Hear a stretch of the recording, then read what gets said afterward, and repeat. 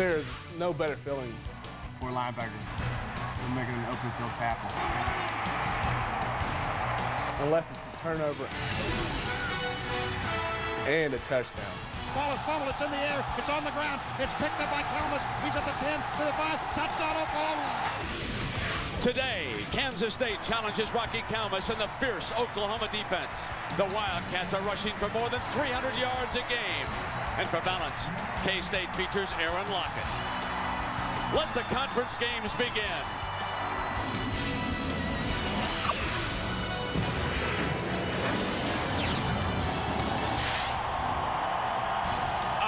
Gorgeous Saturday in Norman, Oklahoma. Welcome back, everybody, with Gary Danielson. I'm Brent Musburger. Gary, a couple of very inexperienced quarterbacks here today. Yeah, you're right, Brent. And in this game, with two great defenses, it's going to be tough for these quarterbacks to win it. They're going to need help, and there's plenty of help here at the running back position. For Kansas State, Josh Scobie is a guy. He gives them that power. He rushed for over 100 yards against Tennessee. And let's go to the national anthem. Holding our American flag in the singing of the national anthem. Oh, say, can you see by the dawn's early light what so proudly we hailed at the twilight's last gleaming, whose broad stripes and bright stars through the perilous fight o'er the ramparts we watched were so gallantly streaming, and the rockets regular, the bombs bursting in air, gave proof through the night that our flag was still there. Oh, say does that star-spangled banner yet wave o'er the land of the free and the home of the brave.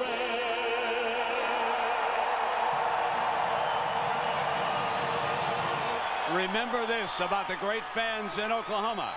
They have been touched by acts of terrorism just up the road in Oklahoma City.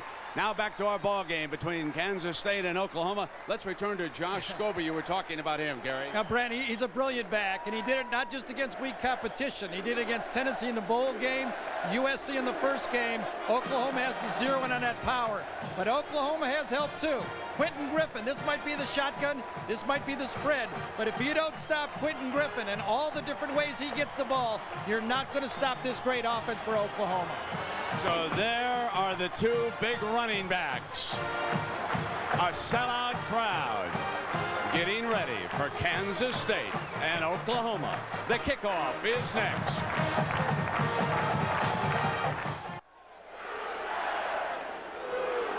Welcome back to Norman, Oklahoma. I'm Jack Arute, and earlier this week I had the opportunity to visit the K-State Wildcats on campus in Manhattan. And those two victories that you talked about, Brent Musburger, last year in the regular season and in the Big 12 championship have sat sideways for a very long time with that team. Now on camera, they said all the politically correct things, but off camera, you could tell that this was going to be a get-even opportunity. Yep, the Sooners are on the field, Jack, and you bet K-State will be ready. There's quite a coaching connection, which many of you are already familiar with. Bob Stoops, who won a national championship in his second year, once was the defensive coordinator under Bill Snyder up in Manhattan, Kansas, before Stoops went down and worked for Steve Spurrier.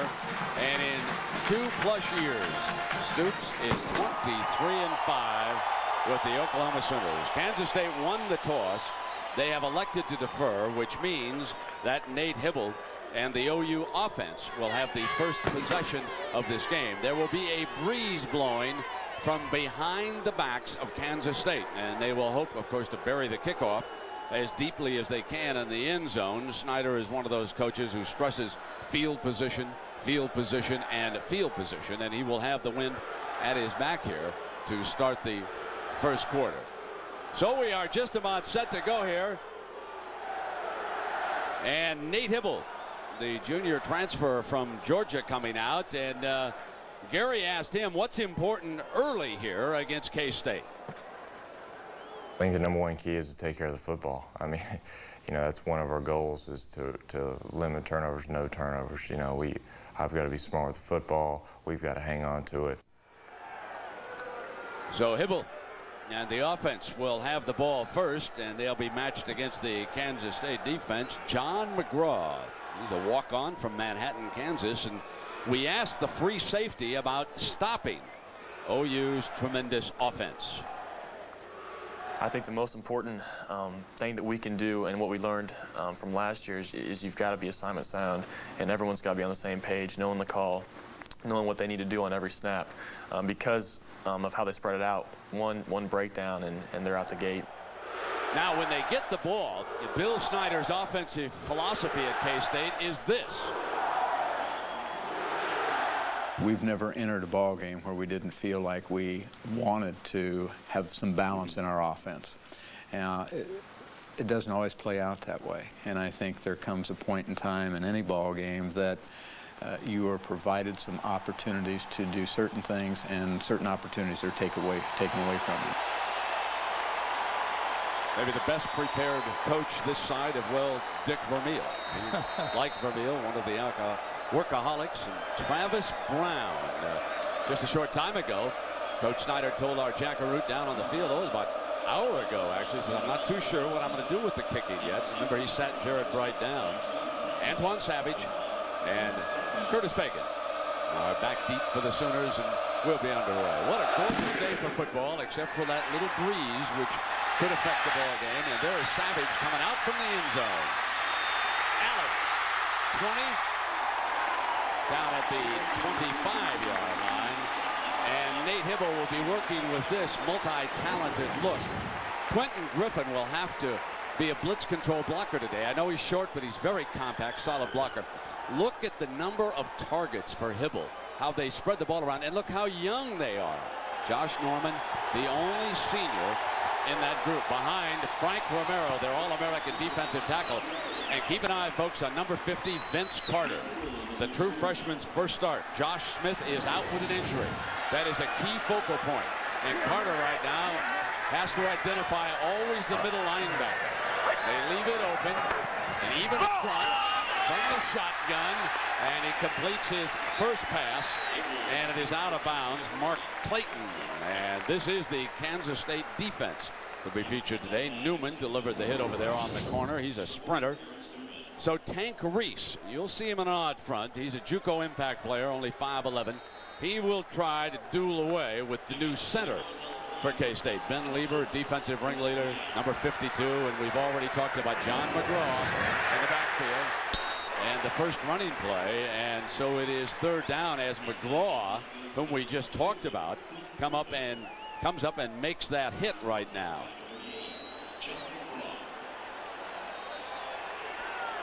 This is third down.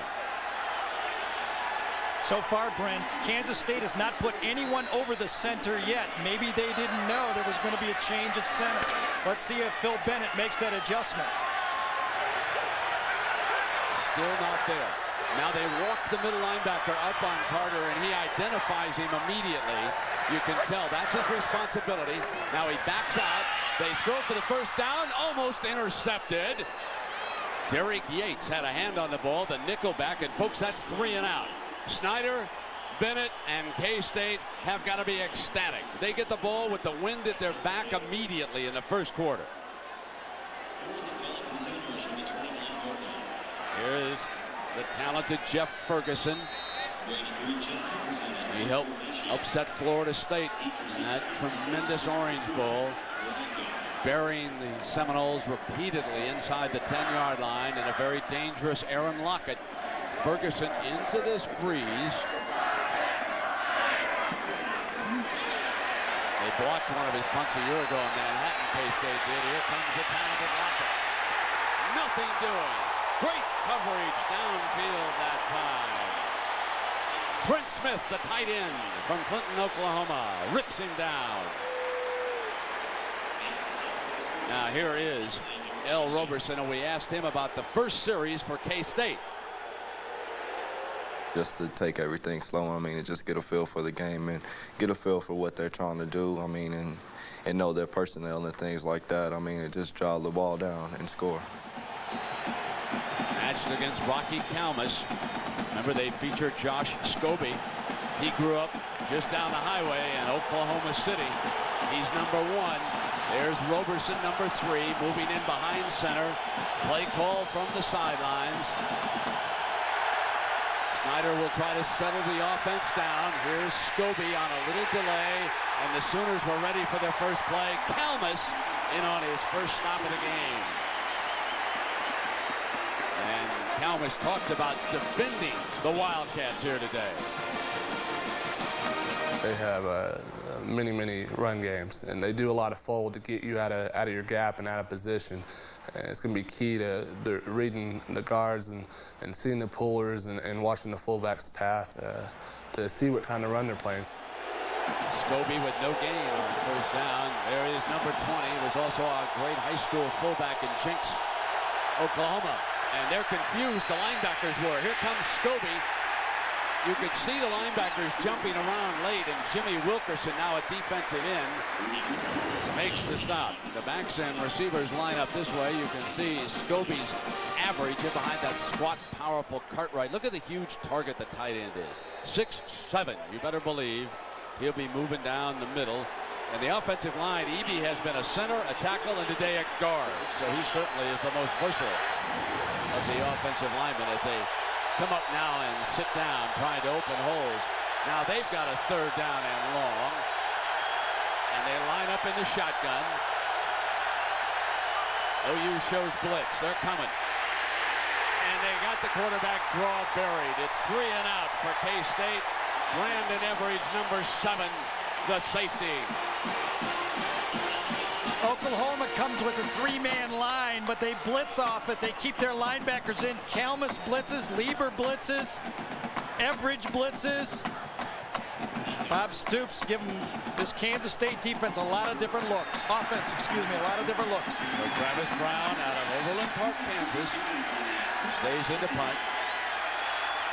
Fagan hoping to give OU field position on its 2nd possession. Low. Sideline return and yanked out of bounds at the 43-yard line. So we'll take a break. OU's ball next. Timeout.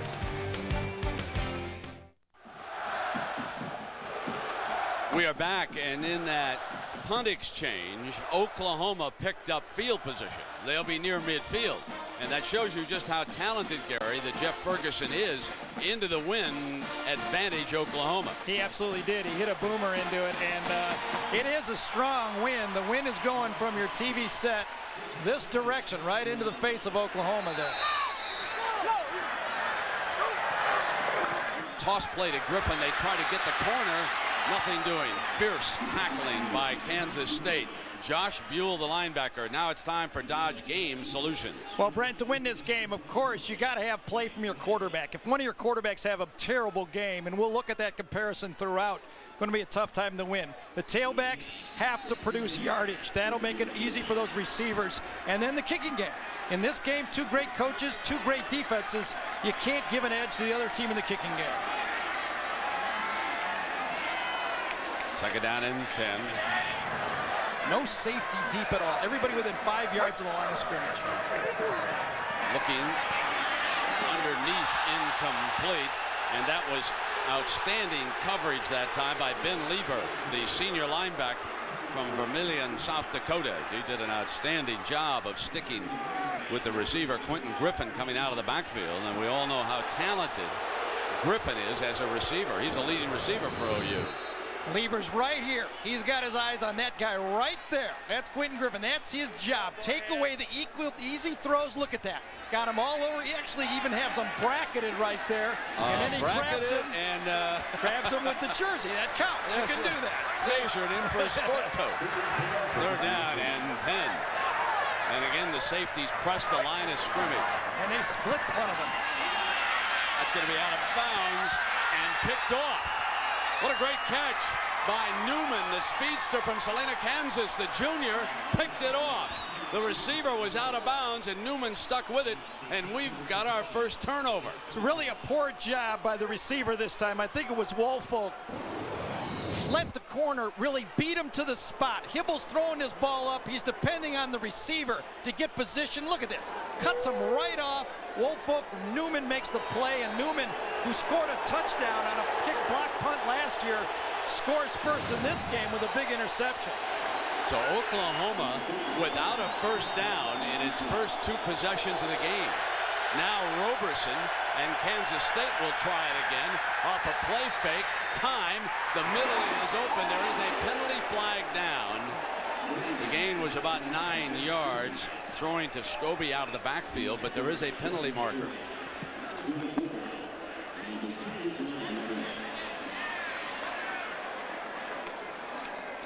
This defense here at Oklahoma this year, led by Rocky Kalmus, is as good as we have seen. Granted, it is early in the year, and the penalty goes against K-State would bring it back. But let's meet this OU defense. Snyder getting an explanation there as to what went on. But here is Tommy Harris, recruited out of Texas. Folks, he's a leading candidate for the freshman defensive player of the year, 97. You can see how tall he is, that tall frame. Unbelievable for a freshman to step in at defensive tackle and pick up the way he has. We've already talked about Kalmus, one of the inside linebackers. And so he leads that trio there. Roberson, after the penalty is backed up, and on a check with me, he changes it with the clock running down. Snap on 1 second. Fumble! William! Touchdown, Oklahoma! Roy Williams, the safety, scoops it up and dashes into the end zone. Folks, if the offense can't do it, the defense will.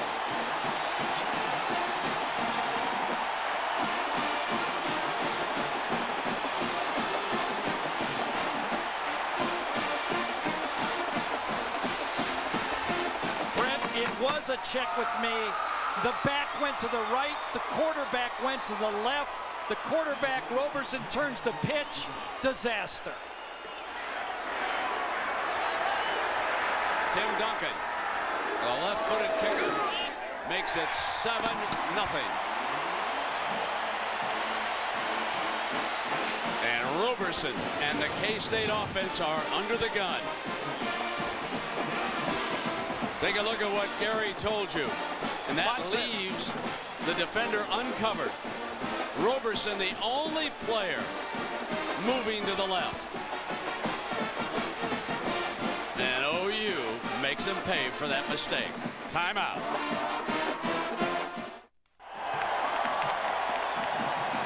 Here's exactly what happened. Roberson's ready to snap the ball. He sees something. He taps the center. He goes one way. Look at Josh Scobie come up to listen. He goes the other way. Everybody hears the play. I suspect Roberson went the wrong way. Everybody else goes to the right. Roberson goes to the left. Quarterback makes a mental mistake early in the game. Can't make it. Duncan's kickoff, fielded at the 1 by Lockett. Lockett has returned 1 for a touchdown this year, trying to get a burst. Pushed out of bounds as he was stepping out at the 25-yard line. And Lockett, he's a chatterbox. He'll be jabbering away down there on the field. And a reminder that coming up next, some good action for you. Notre Dame against Texas A&M. What a fierce setting that is in Aggie land. Illinois, Michigan, Big Ten. Clemson, Georgia Tech, ACC. So great action coming up next right here on ABC for you. I would not say, Brent, that crowd noise affected that play at all. It's mildly loud here, but everybody heard the play. Quarterback blew the play. Might blame the crowd, like I said, down in Aggie land, but not here. Now Roberson's under center with the eye. Snyder faces some tough decisions here, and there's movement on the left side of the offensive line.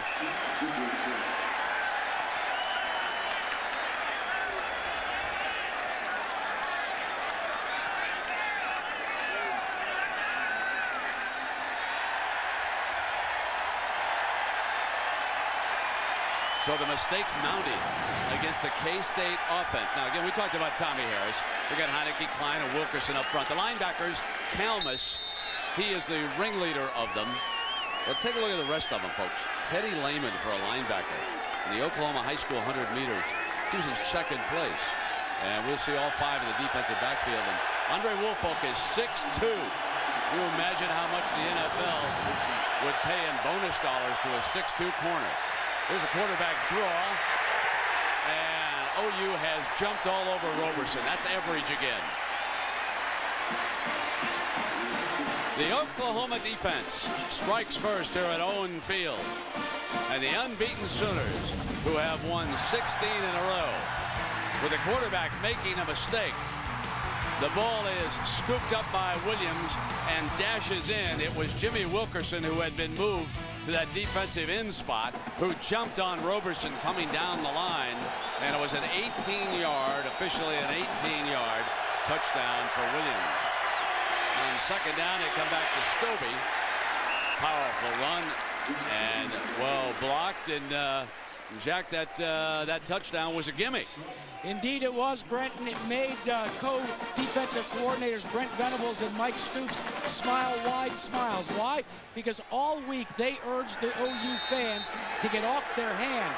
These fans have been criticized in the past for not cheering loud enough. They said, you've got to make it so loud that this team cannot do those check with knees and audibles. So far, they're doing a great job. On third down, Roberson getting time, dropped, and that's what plagued them last year. Absolutely. That was a great throw. One of the receivers, somebody has to help their quarterback out now. He made a bad play. Good call here, a perfect play, and Brandon Clark had to come through. And last year, let's take you back to Manhattan, Kansas. Lockett had catchable balls on 3 occasions, a little too short on that one. Then dropped one in center field. And then the third one. Third one happened in the end zone. Remember that one? I remember. Travis Brown's punt. Bounces inside the 20. There's a beauty with the wind at his back, and that's what he wanted the first time. This time he buries OU inside the 15-yard line on a 63-yard punt. There was the third pass that Lockett couldn't get a handle on in the end zone. So now we've had Clark drop one, and the dropsies continue. Timeout.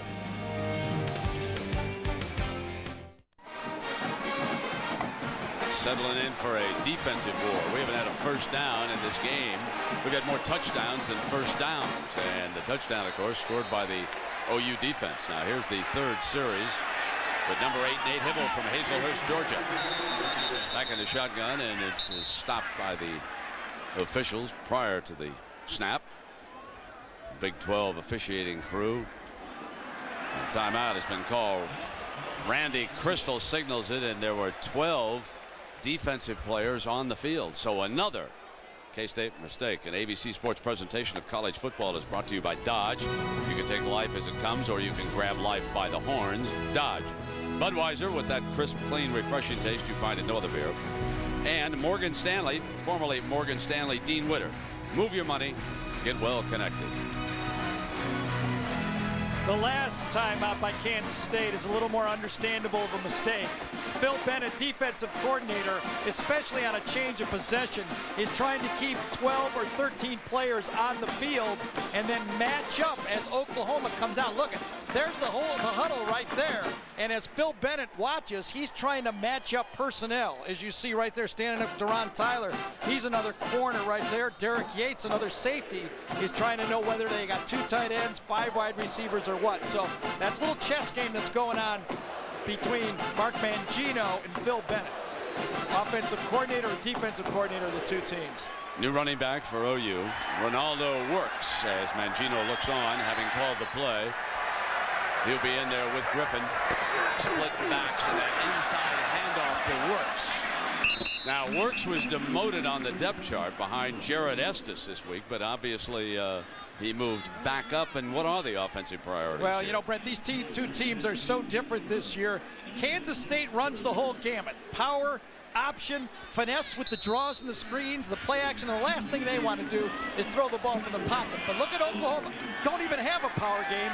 Don't even have an option game. They want to finesse you first, pocket pass second, and then maybe a little play action. Kansas State is really stuffing OU on first down here today. Well, everybody in your picture is within 4 yards of the line of scrimmage. No safety behind them. Hibble's going to have to open it up with his right arm. He's going to lob one incomplete, and a penalty flag is thrown by the field judge on the play. As receiver was trying to get free, there was a penalty flag thrown. Yeah, I think Kansas State was holding on that play. I think they were holding on Fagan.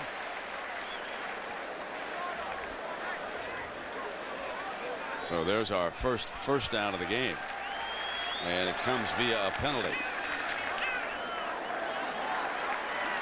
Quentin Griffin has not been without a shadow through the whole game. When he goes wide, a safety or a linebacker goes with him. When he runs a little fake draw, the linebacker stays right in the box and shadows him the whole time. It's Lieber who looks like he has the assignment so far. Here's what K-State is saying. Nate Hibble, you're going to have to prove that you're as good as Josh Heupel, because we're going to come and try to take this run game away from you. The ball is spotted at the 23-yard line. So Hibble fires high, complete.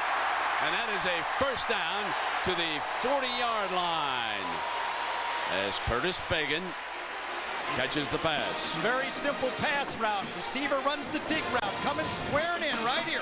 Coming right across the field, man-to-man coverage. He's got to match up against Fagan's. Guy goes in motion the other direction. That's pretty good backwards running. I know. We got to reverse on this camera. There he goes, comes in motion, stops, and then runs the route across the field. Square in, very simple.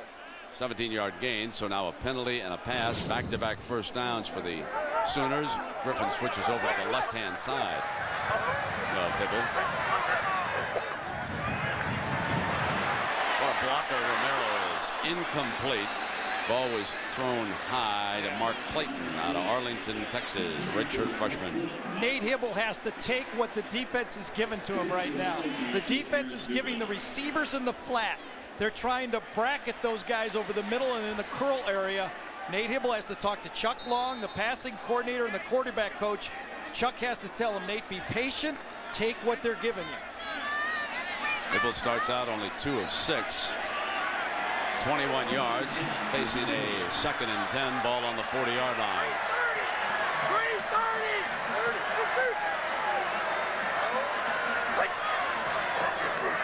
Griffin, nothing doing. This will be 3rd and long. And again, K-State stuffing that run game. Lieber, one of the defenders, along with Henry Bryant out of Boca Raton, Florida. Phil Bennett, defensive coordinator, is gambling here. He's trying to move the guys up. You said, Brent, you're exactly right. He's saying, Nate Hibble, we don't believe you can beat us. They're not blitzing a lot yet, but they're crowding the line of scrimmage. There is some deep passes available. Splitting, the post route is available right down the middle of the field. He can go deep. They've got to get that good tight end, Trent Smith, loose down there in center field. 3rd and 9 before the snap. Yeah, Frank Romero that time was leaning back in his stance.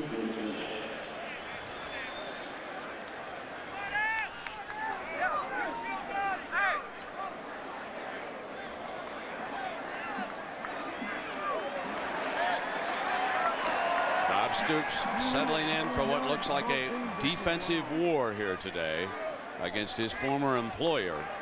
Bill Snyder's defense standing up, and remember, they made it awfully tough on USC in their opener. They gave them only 1 touchdown, and there was a missed extra point. It was a rushing touchdown. They haven't given up a passing touchdown in a couple of games. They crawled all over New Mexico State. Now the Sooners will flood the field and put the tight end on the right side and try to get something going in center field. 3rd down and long. Looking to trips. Got a man open. Got it. Touchdown, Oklahoma. Antoine Savage, 63 yards, but hold on. The referee has a penalty flag back at the 26-yard line. Personal foul, roughing the passer, touchdown OU. I told you the post was there. Kansas State is playing man-to-man coverage. That was 3rd and 14, and they had no safety in the middle of the field. Chuck Long saw it. Nate Hibble threw it up, a good long passer, and he gets 6 points to Savage. Let's go back to what you just said, because Chuck Long and Mangino emphasized that Hibble is a very good long passer, and he shows it over and over in practice. And so it was easy to have Hibble go back there and launch one. And in talking to Bob Stoops, he listed Savage as one of the best go-to receivers he's got. He said they're all fairly equal. And Chuck Long upstairs sends the play down. Well, we asked him about Savage. What does he give him? He said big plays. Well, there's a big play right there. Extra point. Tim Duncan. This is really an easy read for the quarterback. You look up, you see nobody in center field. It really doesn't take a lot of expertise to lob the ball right down the middle of the field and let Savage run underneath it. Hibble, split screen, right down the middle of the field. It's an easy throw this time. One receiver goes out. Look at it. Coming across late, Deron Tyler, who was bluffing a blitz, comes to it. Just lob it. Your guy gets it or no one gets it. That's a no-brainer for a quarterback. Chuck Long is saying, thank you very much. Look at this. Nobody back here. The only guy back there is the back judge. Hibble says, thank you very much. I don't have to be very smart to throw this one. Loft it up.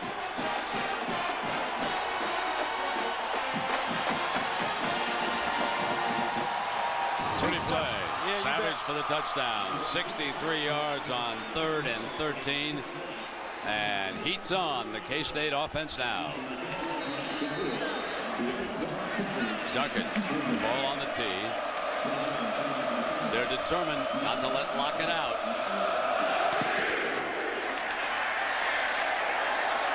Fine kickoff into the wind. Short of the 20-yard line. Daniel, and we check in with Jackaroo.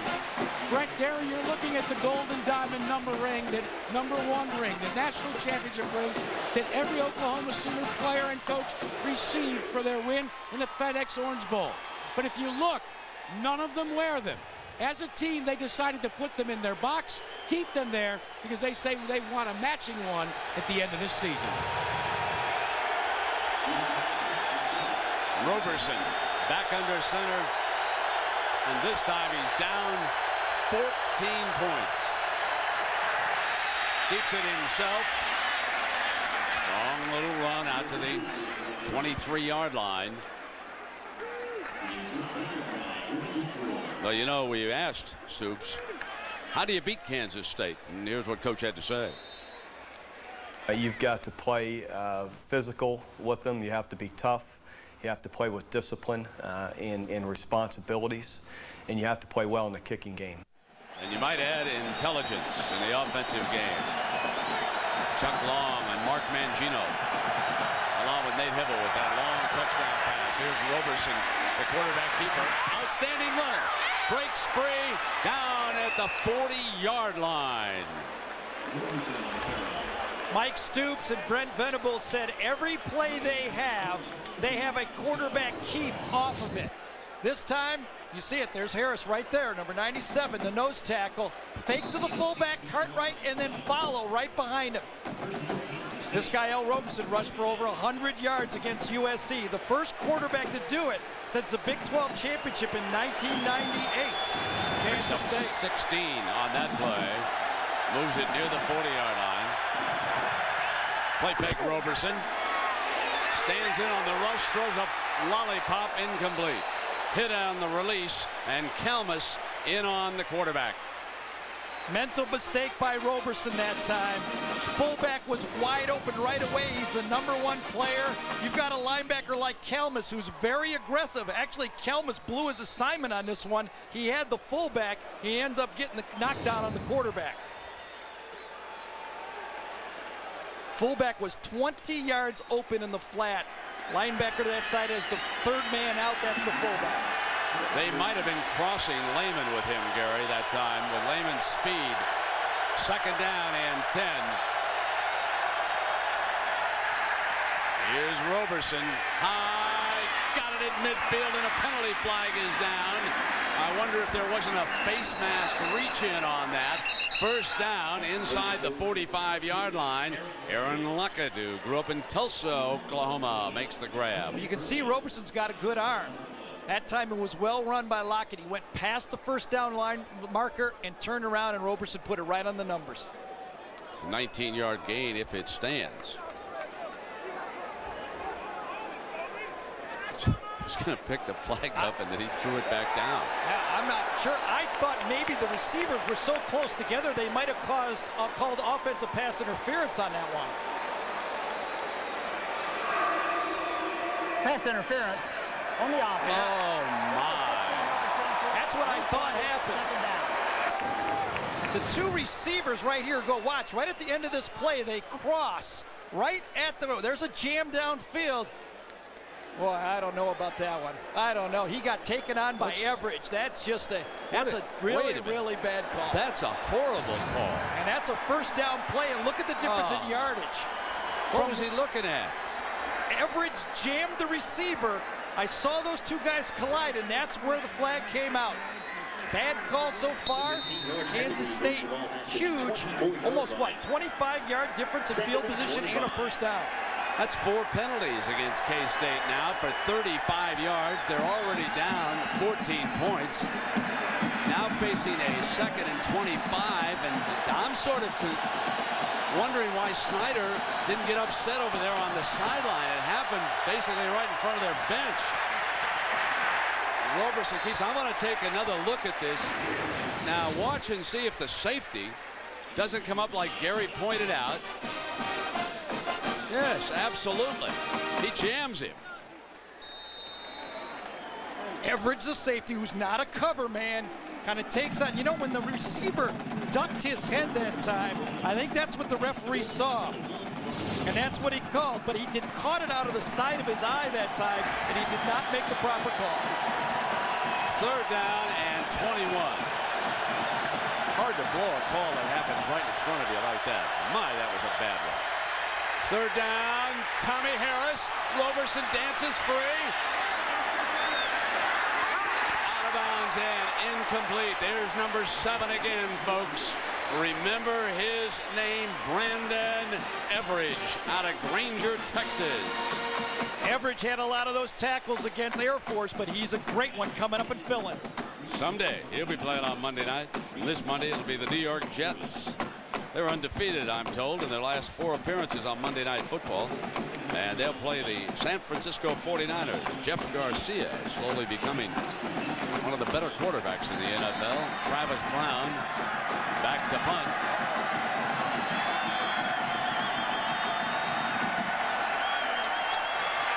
Here's Brown. Fielded at the 33-yard line. Sideline and out of bounds that time. Curtis Fagan, the wideout.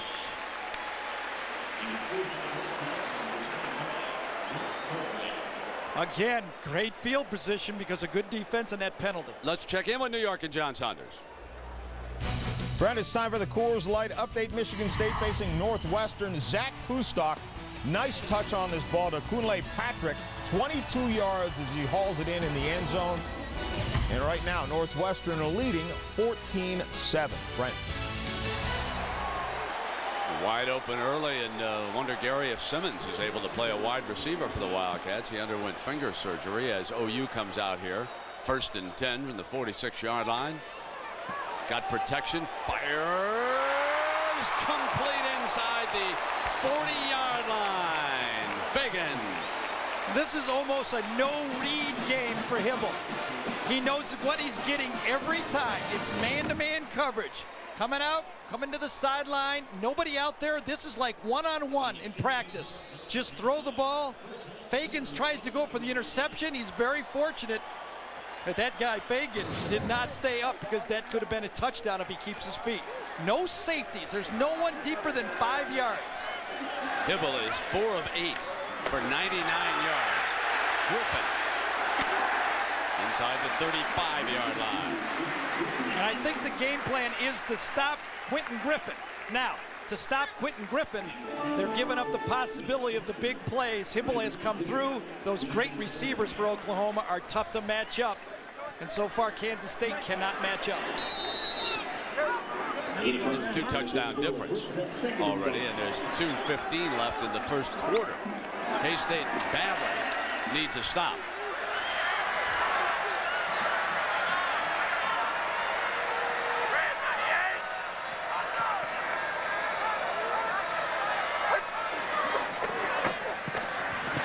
Hibble again.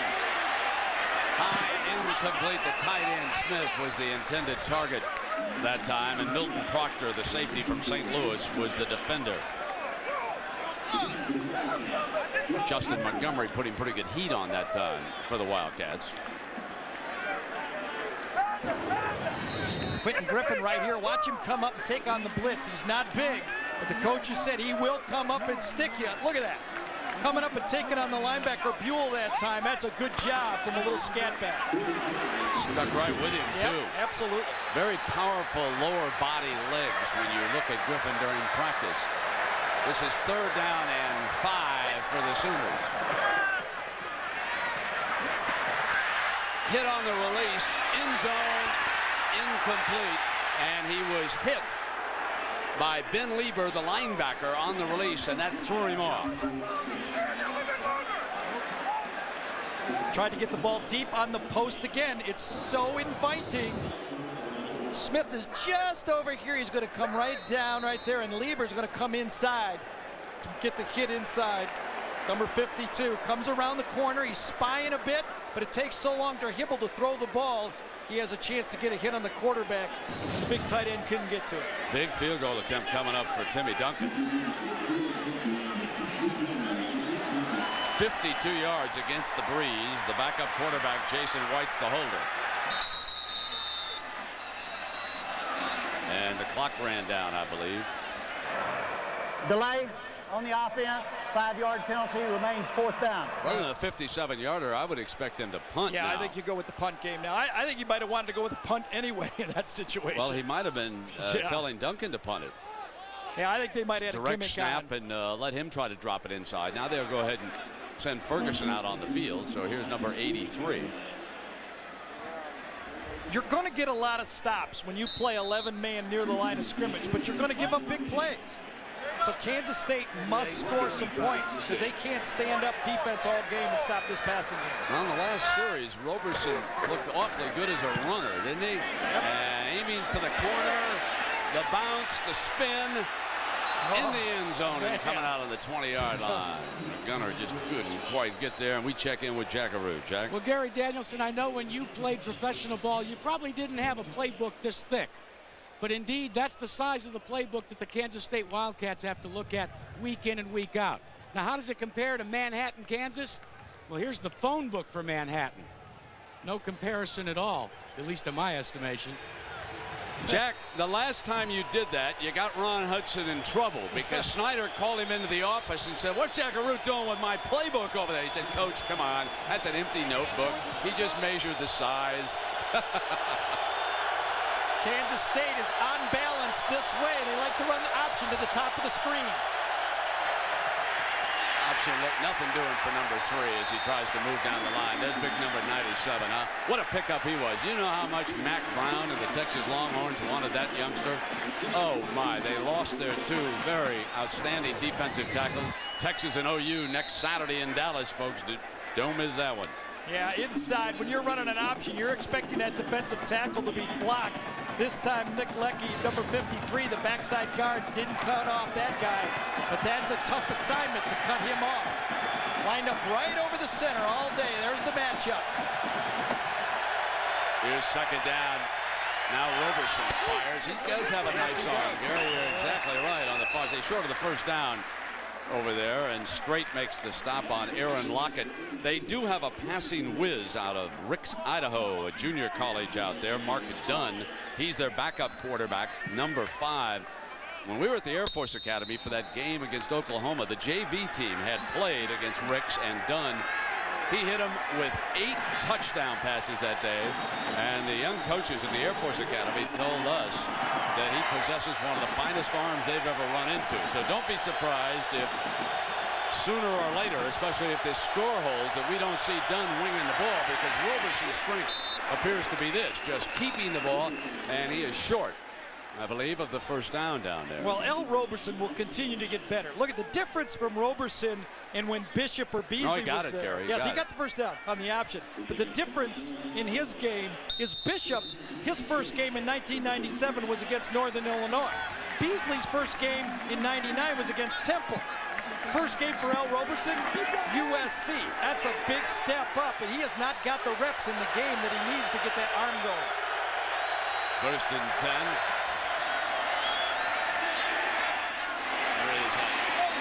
Pitch to his running back out to the 38-yard line. Rock Cartwright, the fullback, lined up back there and carried that time. So ABC Sports presentation of college football returns after this message and a word from our ABC stations.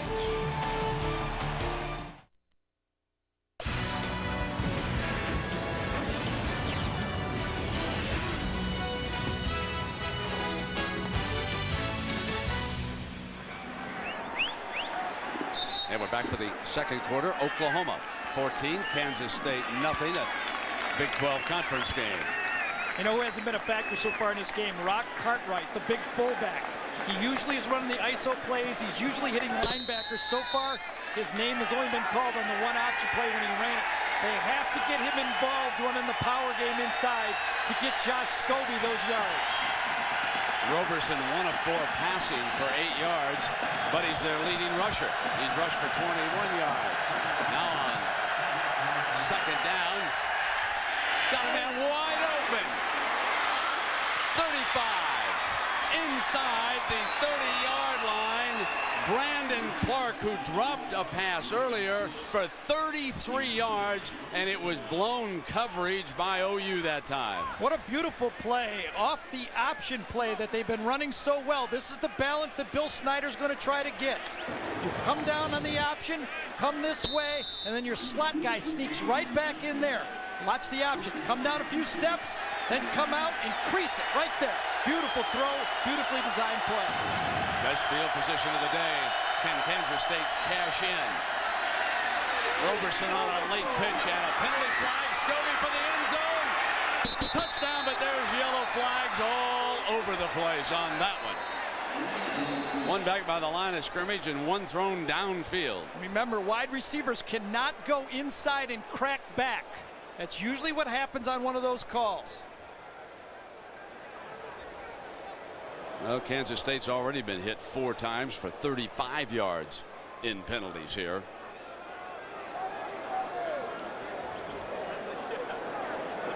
The option play was perfectly executed by the quarterback and running backs.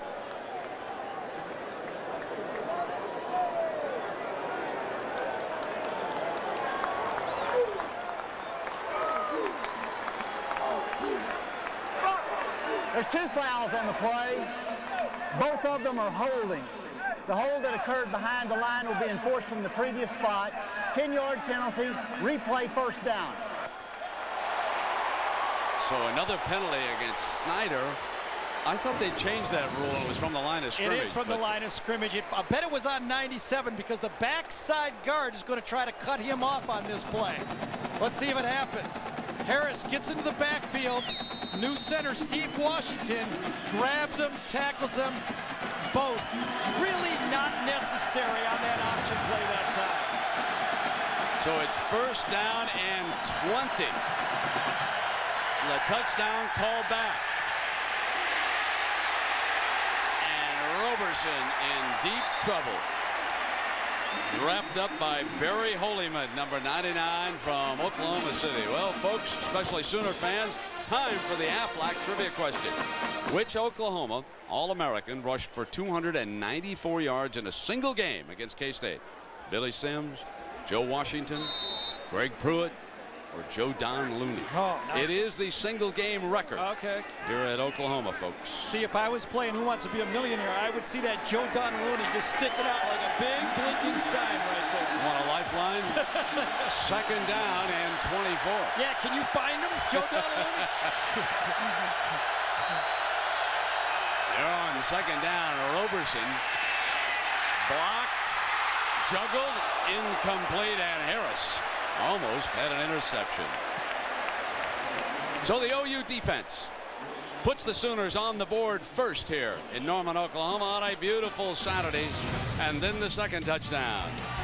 It was Nate Hibble on 3rd and 13, hitting Antoine Savage 63 yards, and the career long for Nate Hibble results in a 14-0 lead, and that's where we stand here in a Big 12 conference opener.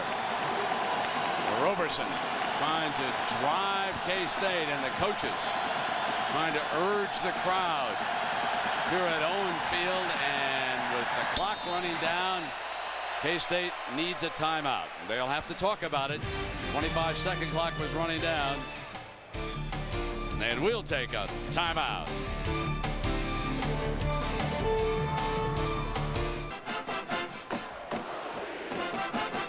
Third down and 24. And folks, the 1st and 10 line is brought to you this quarter by Pontiac. Well, there's a long way down there, ladies and gentlemen. There's a lot of green between that and the old first down on this 3rd down play. Ball back on the 43-yard line, trips to the left. Roberson needs that big play. Lockett the go-to guys, 22. Roberson will dash in that direction and look for an open man. Got him short of the first down, but it was a beautiful play. They missed the first down by just about a yard on that play. And Roberson hit Brandon Clark for the 2nd time today. It's called a dash to the left. The quarterback will set up, and it's a predetermined scramble to the left. Receiver goes down and hooks up. This is a design dash to the outside of the field. Give the quarterback time, and he hooks up to Clark right there to give him a chance to go on 4th down here. They're going to go, and don't bet against the option look. Late defensive substitution for OU, and I believe they want to talk about it. Timeout has been called by the Oklahoma defense. They did not want to let K-State jump them in a hurry. Mike says we want a timeout.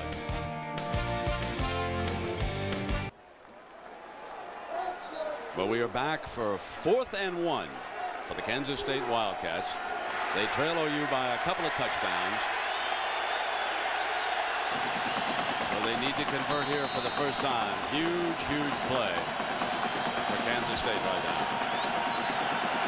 Roberson, he's run for 17 yards. Looking at that option, there's the pitch, and there's Scobie for the first down. 50, out of bounds. Inside the 10-yard line, Everidge in pursuit. They took it outside with Josh Scobie. See, Scobie has that great speed. You get him on the corner like that with the option play. That was so easy. It was unbelievable that time. You will see more and more options as it comes. Balanced formation, 2 tight ends just come out to the right side. Option on the last man on the line of scrimmage. Pitch the ball. You got the fullback leading, and the speed doesn't allow the outside guy to get to the play. Here's 1st and goal. Back with Scobie, runs for the touchdown. K-State on the scoreboard. A 7-yard touchdown run by Josh Scobie from Oklahoma City. And how good does that make this offense feel? That big 3rd down pass put up by L. Roberson to Brandon Clark, the key play in this drive. Coming back, they scored on the touchdown, had it called back. You talking about keeping your poise, finding that big playbook that Jack showed us, and coming out with something on that dash play, putting this game back to anybody's ball. Altvater is the kicker. Kyle Altvater adds the extra point. And folks, just when K-State needed it most, L. Roberson and the offense get it for him. Yeah, power right here. Here's Cartwright. Watch this. Rock. Just follow that guy. This is power left. Turn it out. Let it go. Follow the big guy. He seals it off. Not going to catch him around the corner. Scobie. Power, speed. Nick Hoheisel, the fullback, also helped out. They had 2 fullbacks in there. Jack Arute. Well, Brent, Josh Scobie has some pretty simple goals. When he was asked what he wanted to accomplish in 2001. He said, number one, I want 25 carries a game. So far in the first 2 games, he's had close to 25 in the first, and he's had 16 in the second. He said he wanted 1,000 career rushing yards. Well, after that touchdown, he certainly surpassed that. And he says we want to win a national championship. 2 down, 1 to go. This game will go a long way in determining if the Wildcats and Scobie meet that 3rd goal. Well, Jack, they are right back in the thick of things here. That was a heck of a drive. Travis Brown's been handling the kickoffs into the breeze, and this will be returned from the 4-yard line by Savage, who has 163-yard touchdown today. Dances out of bounds at the 36-yard line. Good field position for Hibble and the OU attack right now.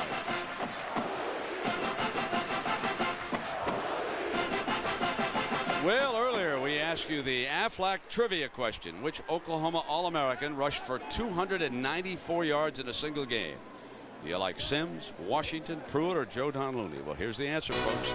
October 23rd, 1971. The man with the gold tooth. Circle that tooth, Mr. Danielson. Right there, right side. You can see it. Greg Pruitt. He was a great one. He finished 3rd, and he finished 2nd in successive years for the Heisman Trophy.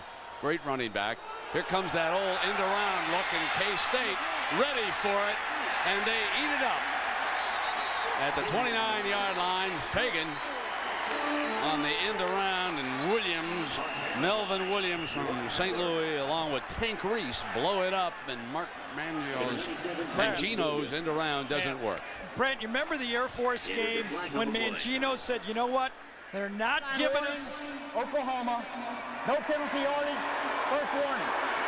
We spoke with him yesterday. He said, you know, Air Force just backed everybody off.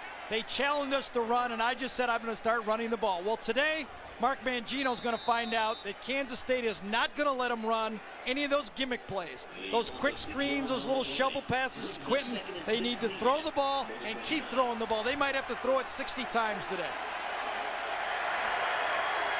He's a terrific football coach, Mangino. Been around out of Western Pennsylvania. Hibble down the middle's got Griffin in a foot race. Griffin's inside the 25-yard line. Newman finally brings him down, but not before a gain of 47 yards. You gotta throw against this defense. They're challenging you. If you don't do it, you play it. Griffin's going to come right down. Look at that. There's nobody out there again. Everybody's jamming all around. You put a linebacker on a back, so you got to take the back down the field. No option this time. They try to bracket, but you run right by Lieber, who has him all over the field. A great call by Mangino or Chuck Long. And you could see Newman with that closing speed coming over on Griffin. Remember, he's a Big 12 sprint champion. He caught it. Hibble, end zone, incomplete. So we have seen evidence of what the coaches were telling us, Gary, that Nate Hibble, who transferred here from Georgia, possesses a good downfield arm. Oh, yes, That's another well-thrown ball. Yes, he does. Yes. But he's smiling because he knows he's got a chance to throw a touchdown pass on every throw. This is like going out to the field. He got hit to get through that ball that time, though. And he learned very well under a fellow by the name of Josh Heupel, who's going to be joining us on the telephone, and we'll talk here about this Oklahoma offense that Josh led to a national championship last year, undefeated season, beating Florida State down in the Orange Bowl before the snap, and so they'll sort that penalty out, and we welcome in Josh. This is Brent along with Gary. How you doing? I'm doing very well. What are you up there, pheasant hunting? What's going on, Josh? We're getting ready to get my wrist healed up and enjoying watching my Sooners play today. Yeah, it's great as we take a look at some clips of you in that Big 12 championship game, running for a score, passing for another one. Josh, is the wrist injury that you suffered with the Miami Dolphins in preseason, is it going to require surgery? Some of the coaches thought it might. Yeah, I'm having surgery on the 9th of October, and we're going to get an opportunity to get healed up and give it another crack next year. It's the right wrist, the throwing wrist? Left wrist, yeah. Oh, it's a left wrist, the throwing wrist. Here, how quickly I forget. Yeah. All right, we'll watch this play. Josh, coming right back to you. Second down. They flare the ball. outside. Hey, Josh, Gary here. It looks really obvious to me that Kansas State is going to force Hibble to throw the ball downfield. You got to be licking your chops watching this thing. Yeah, there's no doubt. I think Nate's doing a great job of keeping his poise. Against Kansas State, you're going to have to take some hits back there in the pocket and get an opportunity to throw the ball down the field. Facing a 3rd and 14. Josh, have the Green Bay Packers, did they go ahead and pick up your rights when you were waived? What's your status? No one can pick me up right now because of my unhealthy status. So I'm going to take care of this injury with surgery and then find out what happened after the season. All right, we're coming right back. Here's 3rd down now for Hibble. He's back there in the shotgun. He's got trips over to the left. And Josh, you know, Gary and I were talking this morning at breakfast. We forgot on that big 3rd down that you faced last year how you went sideline to Manhattan, Kansas for a huge touchdown. Remember that 3rd and 26 and you hit it for that big touchdown? Remember that one? Yeah, get it to the guys and let them take care of the football, right? Josh, any doubt after being in camp that you can make the National Football League and be a quarterback in that league? No, if there ever was a doubt, I'm very confident now that I can go out there, play at a very high level, and really excited about getting healthy and getting back out there on the field and proving what I can do. Hey, Josh, Nate Hibble, is he as big a student of the game as you are? You're a coach's son, of course. Your daddy's getting ready for a game today, and did he spend a lot of time in the tape room with you? We very similar backgrounds. Both of our dads are coaches, and we grew up around the game. And I think when you do that, you definitely become more of a student of the game. I think Nate's doing a great job today, as he has the entire season, of taking what the defense is giving him. Today he's getting some shots down the field. And in that offense, the biggest thing is to get the ball out to the guys who can make some great plays for you, and that's the skilled guys. Can they go unbeaten and win another national championship this year, these Sooners? I'll tell you what, when you make a national championship run, you got to have a few breaks go your way. But I think they definitely have the talent in the team, and I think you can see how well they play together, how sincere they are as a team. And you got great defense, special teams, and offense. You definitely got a chance to make another run at it. All right, Josh, thanks for being with us. Good luck with that left wrist, my friend, and make it big in the National Football League. You got a couple of fans here. So Josh Heupel, last year's winning quarterback on OU's national championship team. Well, Gary, here's for Hibble a 3rd and 14. Yeah, and the first time that in the game so far, it looks like Kansas State will go zone. They got a safety right back here, and it looks like they're going to force the underneath throw. It is zone. Hibble with great time on the offensive line. Wide receiver all alone for the 1st down, Josh Norman. I'll tell you, John McGraw that time, the safety, had the flat, and I don't know why he came out of the flat that time. You're going to see it drop here. These guys should just kind of fall, and that area out there should have been covered. Receivers go out. You're watching the quarterback. I don't know what draw, and there's McGraw right there. What's going on? You're running inside. One guy's playing man. The other guy's playing zone. A busted coverage from Kansas State. That was 3rd and 14, and that's a 21-yard gain. They've converted 2 third downs, both huge. Griffin breaks a tackle, goes to the end zone for a touchdown. A penalty flag has been thrown on the far side, and that flag would be number 9 of the game. Offside, defense. Well, K-State, they're killing themselves with penalties, Gary. Yeah, they are. Busted assignments on the 3rd and long play. A busted assignment on the option play. Lining up off sides. They had a penalty on a touchdown. They do not look like they're ready to handle this speed or multiple attack of Oklahoma so far in this game. That is so deflating to a team when you climb back in a game and score a touchdown, and the other team comes right back and marches down the field as Duncan adds the extra point. I mean, that really yanks the momentum back on Oklahoma's side, and they're again ahead by a couple of touchdowns here. Simple draw play from the 5-yard line. Look at right in the hole. There's a linebacker. There's another linebacker. 2 guys miss right in the hole, and Griffin falls across the line. One of the reasons why I felt that Oklahoma was so confident as the old Sooner schooner rolls onto the field here is that Bob Stoops admitted to us yesterday that when they had the 2 weeks off after the cancellation of the Tulsa game, which was postponed till later, they worked on Texas. That's right. They worked on Texas before they went back to Kansas State. Early preparation for that huge, huge shootout in Dallas next week. Very seldom do you find a coach honest enough to admit that he looks ahead during the week off and takes a couple of games. Then, of course, they came back. They had some scrimmages. He wanted some contact. This is one of the best coaching staffs in the country. It's not just the head coach, but it's all his assistants that he has under him. And they do a fabulous job here at Oklahoma. Well, Penn State, let's check in with John Saunders. And John, any life out of the Nittany Lions today? Brent, that's an easy answer. No, or very little. Liddell Betts here from 2 yards out. Penn State, of course, trying to get that win for Joe Paterno to tie the Bear. But right now, down 14-3, and there's been no life on either side of the ball, Brent.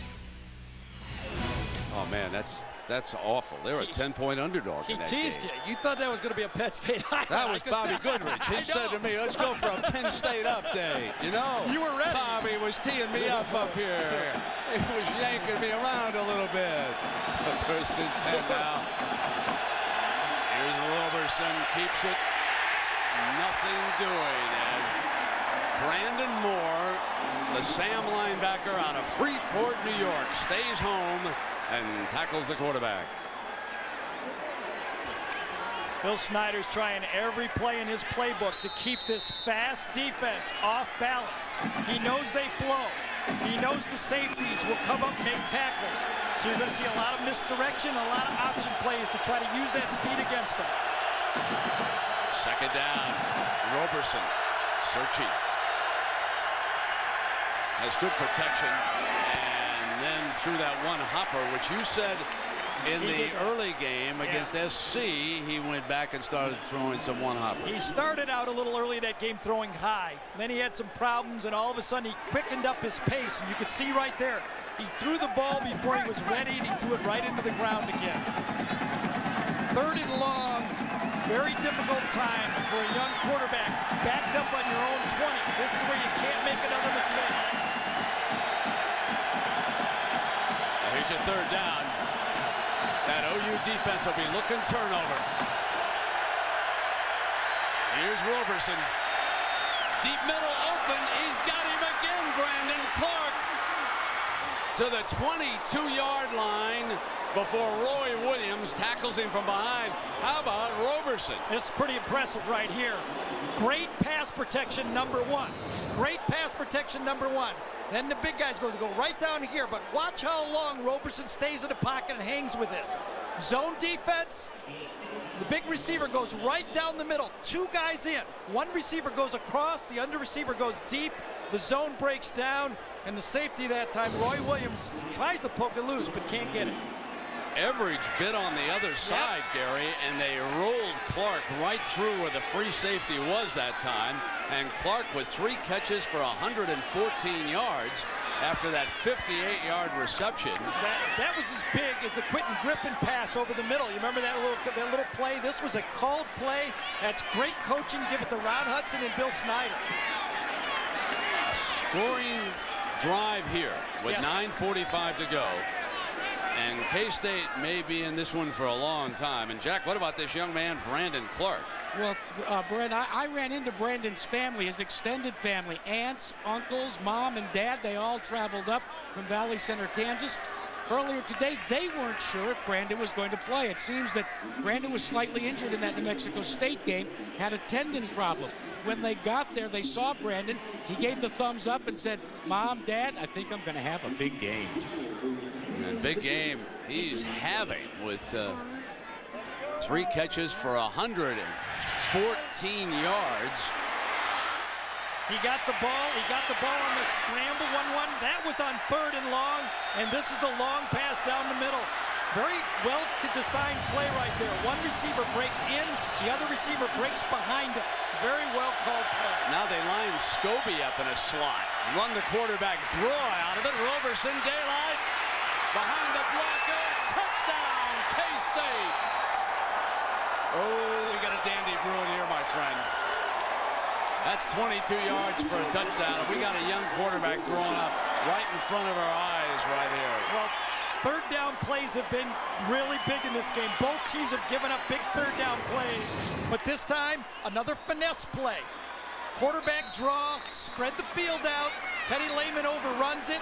Where's Kelmus? Where's Rocky Kelmus? He's got to be eyeing that time. Josh Scobie has been flanking out a lot in this game. Remember, it was Scobie who had the pass interference call. And Altvater adds the extra point, folks. Twice Oklahoma has been up by a couple of scores. Kansas State won't quit. Timeout.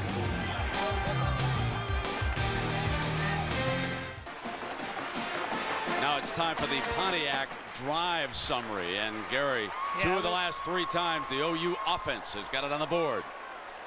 I think Oklahoma has adjusted. Mangino's adjusted. Chuck Long's adjusted. They see what Phil Bennett's doing. Now Phil Bennett has to show a little bit different here. He tried the zone at the last play, and remember, it didn't work. But he's going to have to mix up his coverages. He's got to be very mindful of deep center field. Oh, it's been wide open. OU is getting there time after time. It's going to be out of bounds, and the penalty flag will fly against Kansas State.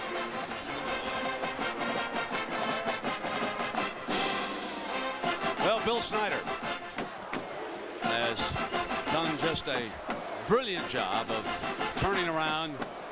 Well, if it wasn't the worst program in Division I football, it was close to it. Folks, look at the 12 years under Snyder against OU now. 5-6. Remember, 2 of those losses a year ago, but he's outscored them in those 11 games. But look at before Bill Snyder. 0-12, and they'd been outscored 502 to 150. You talk about a coaching job. And a recruiting job. Absolutely. Some of the guys on the Oklahoma staff were there when he made that record. Right. First down from the gun against that 3-man. Here's the quarterback draw against it. Penalty flag.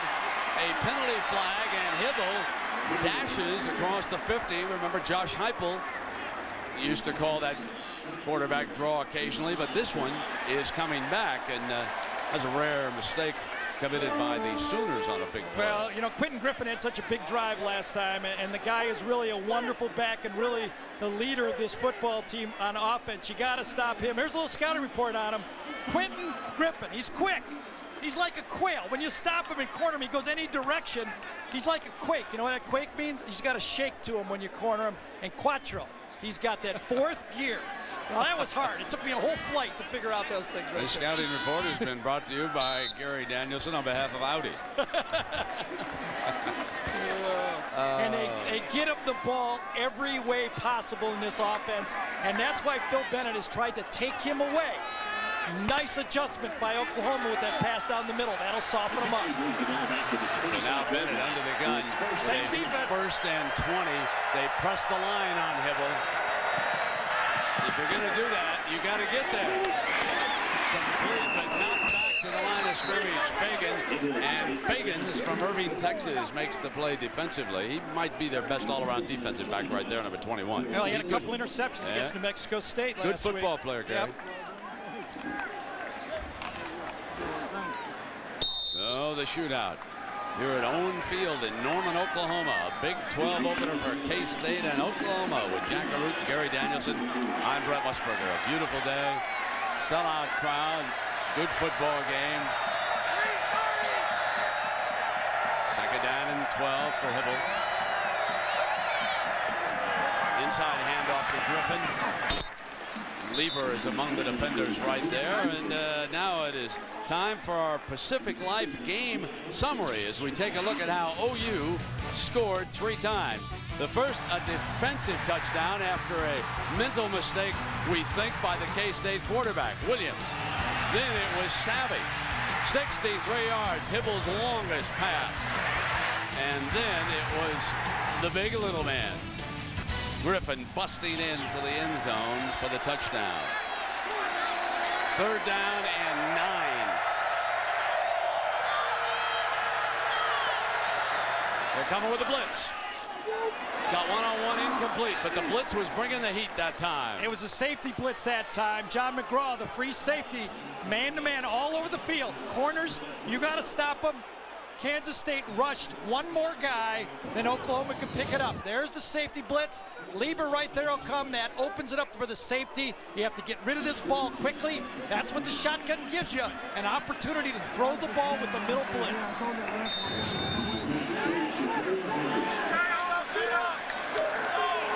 Jeff Ferguson into punt. K-State got one of his punts a year ago in Manhattan.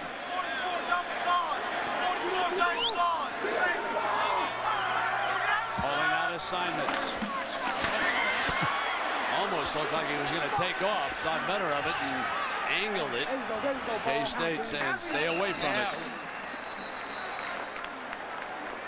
So a little confusion down there, and then the snap was not perfect. An ABC Sports presentation of college football brought to you by the 2002 Pontiac Bonneville.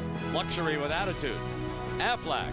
Without it, no insurance is complete. And Valvoline's Max Life, the first motor oil formulated for higher mileage engines. That was a very poor snap. It drove Ferguson way to his right. He mishandled it. You see the wind has kind of died. Kansas State is really not going much into the wind right now. It's really calmed down. Here's the snap. Watch him draw him way over here. Look at that snap. Very poor. Oh, and then he juggled it is what happened. Roberson on a great fake. Coming back, middle of field. Almost intercepted. There's Williams, who scored a touchdown. This pass by Roberson almost picked up. But you can just feel the confidence in number 3 starting to grow, coming out and firing. He threw that ball about 35, 40 yards on the line that time. As you look at the total yardage as it's evened up in this game, and he gunned it. He just let Clark a little too much, or he had him right in the middle, and that was off the option attack. Play action off the option.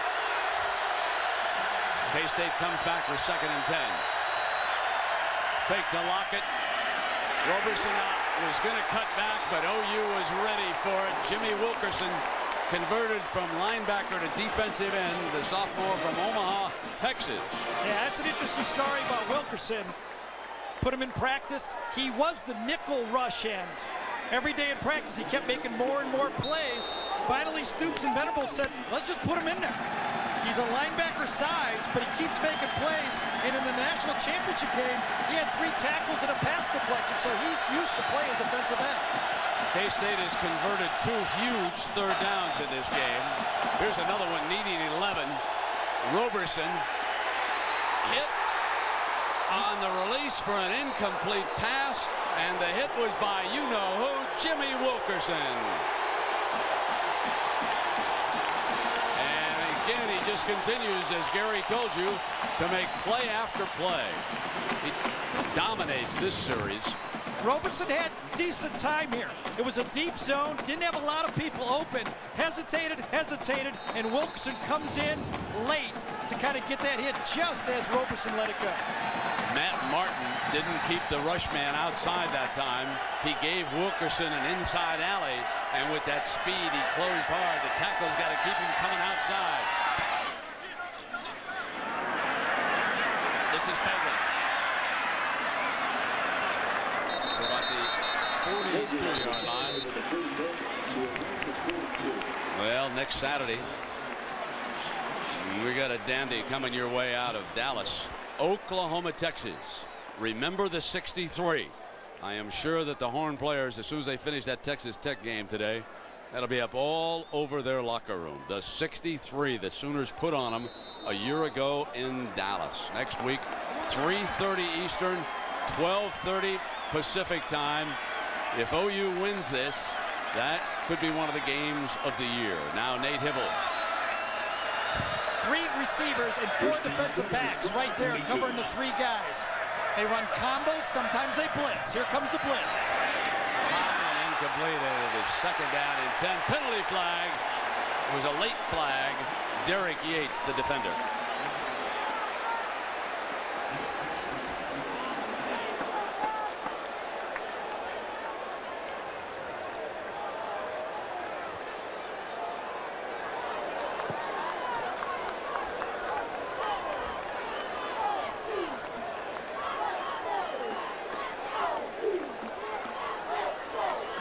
It's our 10th penalty of this game. Snyder on the sideline, matching against Stoops. It'll be a spot foul, automatic first down. Brent, remember last time the safety came. This time off the corner, the slot's going to come, and the safety comes and replaces and covers. Here comes the slot. Deron Tyler on block, but Hibble with a short drop gets rid of it. And he grabbed him with the shoulder, but that was well high over the receiver that time, and I don't know if that was even a catchable ball. Well, they had one horrible call against them. K-State did earlier in the game, and that one is very questionable. And the flag is coming from their side of the field. First down and 10.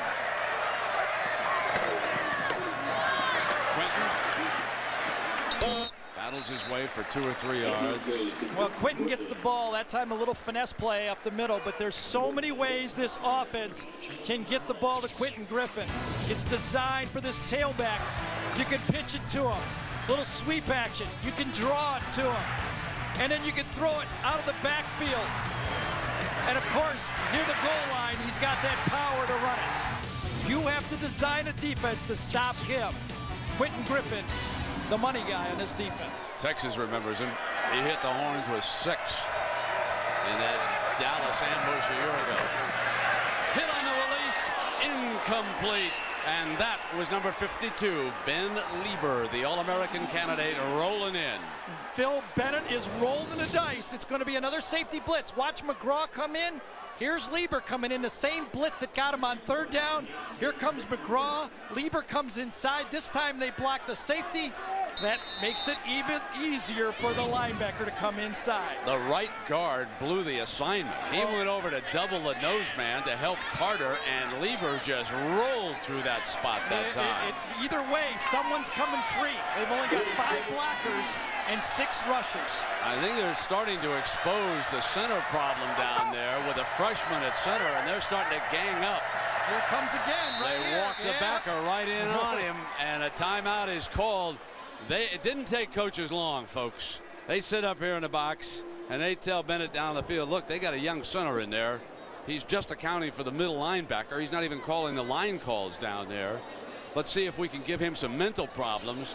The guards are very conscious of that of OU. They're jumping in to try and help him on the block, and that time they went right up the guard hole on the blitz by Lieber. So now Bennett, they're going to keep the heat right on the middle of that OU offensive line. And you better believe that right now the Texas Longhorns are marking that down on their coach's tape too, because they'll keep a close eye as to whether or not Josh Smith, the junior, is able to come back to the lineup next week. The center is so important to the timing of an offense, whether it's in college or the National Football League. Time after time, you'll see a good center go out. That's why NFL linemen, they're so versatile.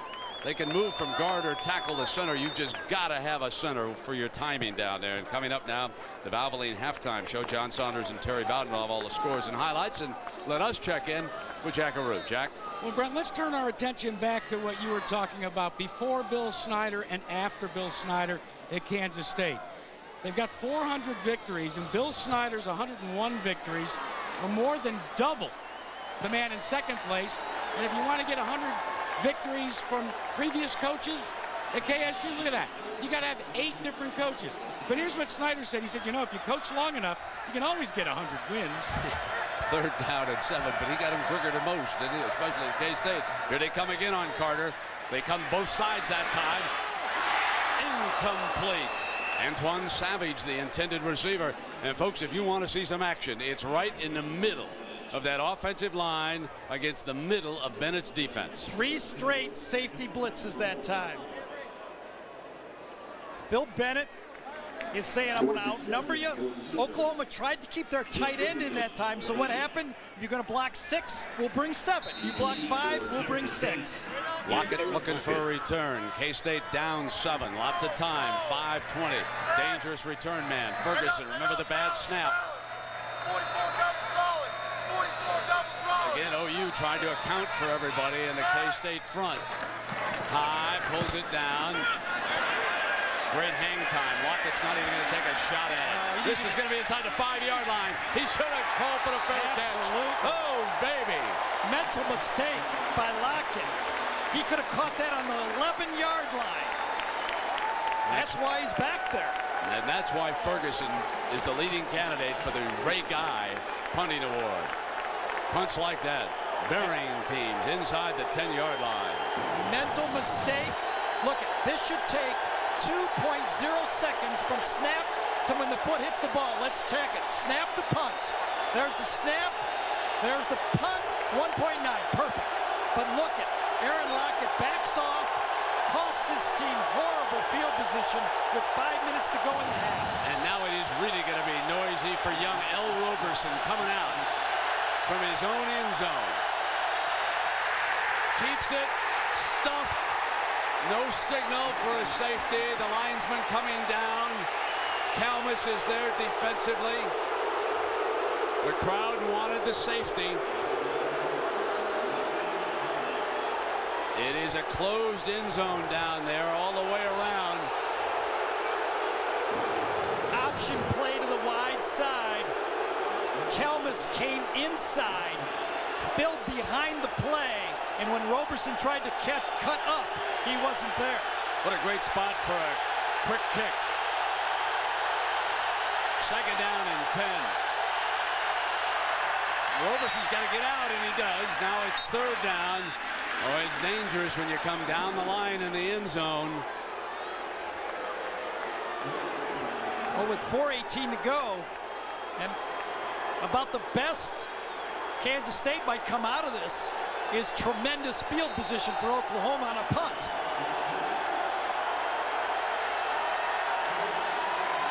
Huge play by Lockett, not getting that ball on the 12-yard line, 11-yard line. They get the play into him with about 12 seconds on the clock.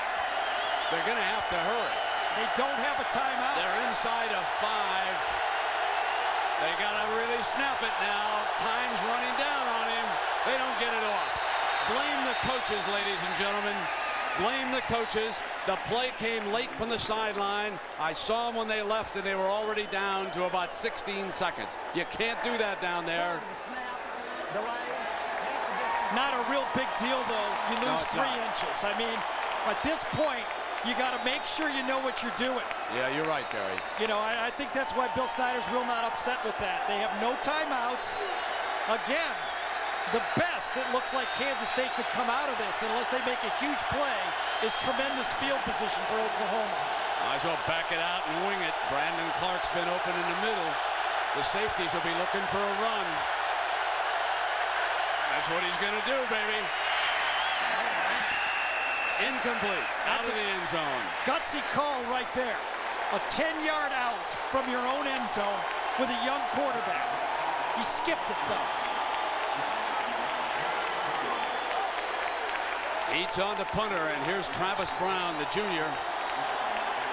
Fagan back near the 35. OU's going to have great field position. Got to get rid of this one quick. Way under 2. You got to be about 175.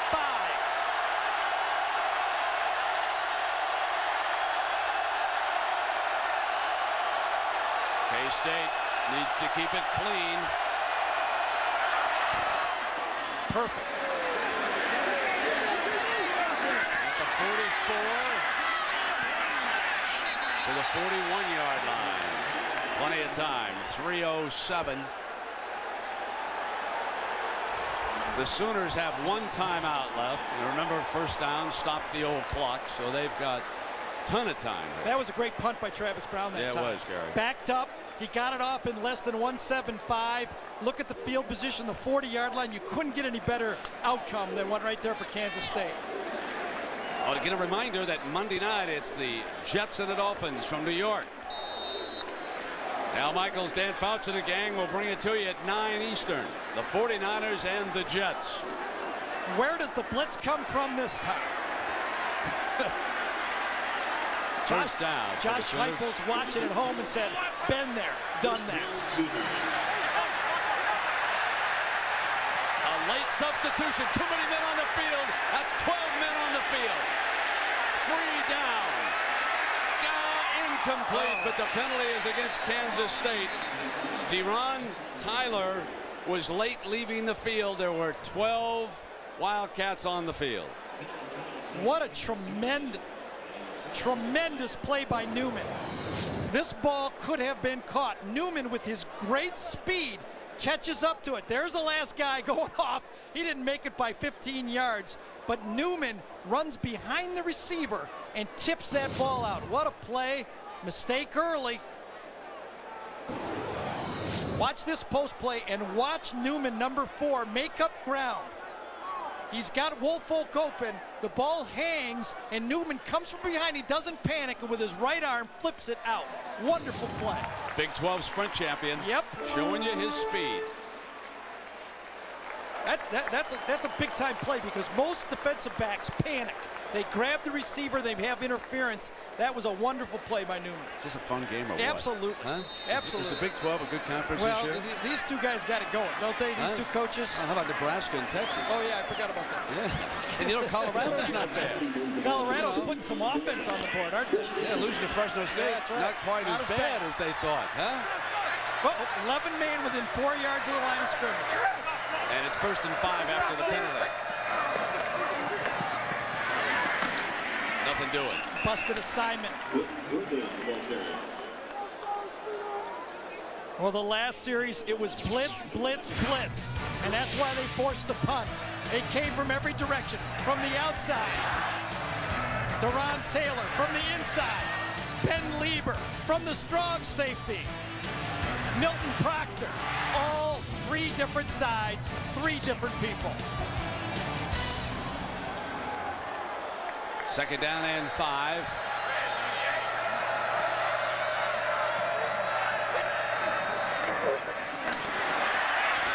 High, incomplete. And another strong play by Fagans, the other corner. We've had some good corner play by K-State in this game. What a wonderful game plan, at least to stop Griffin. Kansas State, they're gambling downfield, but they are staying on number 22. It's an interesting game plan because both the corners are holding up. The safeties are leaving center field wide open, and that's where OU's been able to go for its big play. And it's hard to cover center field when you're blitzing the quarterback. Exactly. Not many guys can do that.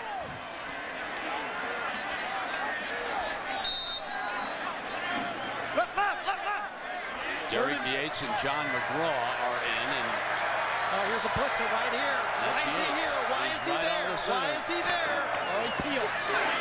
On the slant. Oh, brother.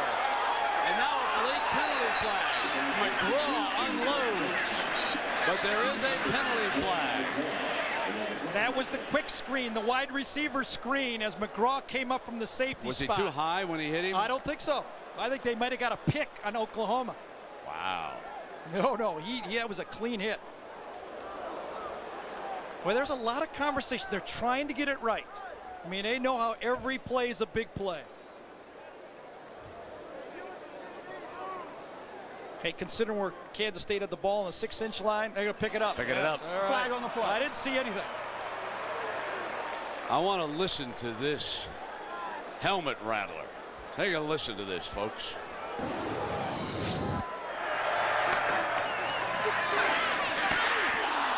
Oh, yeah. Woo.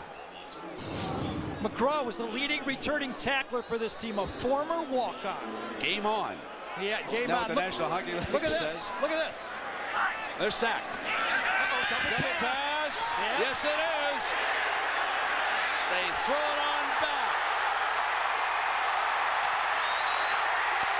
Touchdown, Oklahoma, as they throw it back to Hunter Wool, a redshirt freshman quarterback. So they send Hunter Wool into the game. They come up with a trick play on the throwback from Antoine Savage. How about that one? Do you think that young man isn't happy? A redshirt freshman checks in. You could see the trick formation. You know what was huge in this, Brent? Kansas State had no timeouts. They wanted to take one. They couldn't do it. They had to survive, and they didn't. Wait a minute. Oh, this is after the fact. This is a celebration penalty. So another long extra point, but OU says we'll take it. No timeouts. There's nothing they could have done to take it. The only thing they could have done is charged across the line and take a penalty, but that would have been a huge heads-up play. So that was 4th down and 3, and OU goes 33 yards for the touchdown. And Duncan adds the extra point. The redshirt freshman for 33 yards, and it's 28-14 OU. Snapped right there. He's in there. That should have been the first clue. Throws it this way and then just trails out. One receiver goes deep, but it was set up for a screen all along. Throw it, look deep, look deep. Savage says nothing there. Throw back and look at that picket fence. I could have scored on that. Chuck Long could have scored on that play right there. Hey, how about this guy, Antoine Savage? He has caught a touchdown pass, and now he has thrown for a touchdown Remember, pass. Antoine Savage was a high school quarterback. And look at that, nice elbow, perfect throw, and look how nice it's set up. Derek straight back there, but anything but a touchdown right here would have been a survivable play for Kansas State. Tremendous blocking and a walk-in. Whoa, what a turn of events. So instead of going in 21-14, it is now 28-14 with 1:58 to go, and there is the young man out on the field again, ready to go back to work on the kickoff team. He's been the player of the game so far. Here's Lockett. He's going to try it again. OU closing in. Makes him pay. And Savage now comes down and makes the tackle. What a half number 6 is having.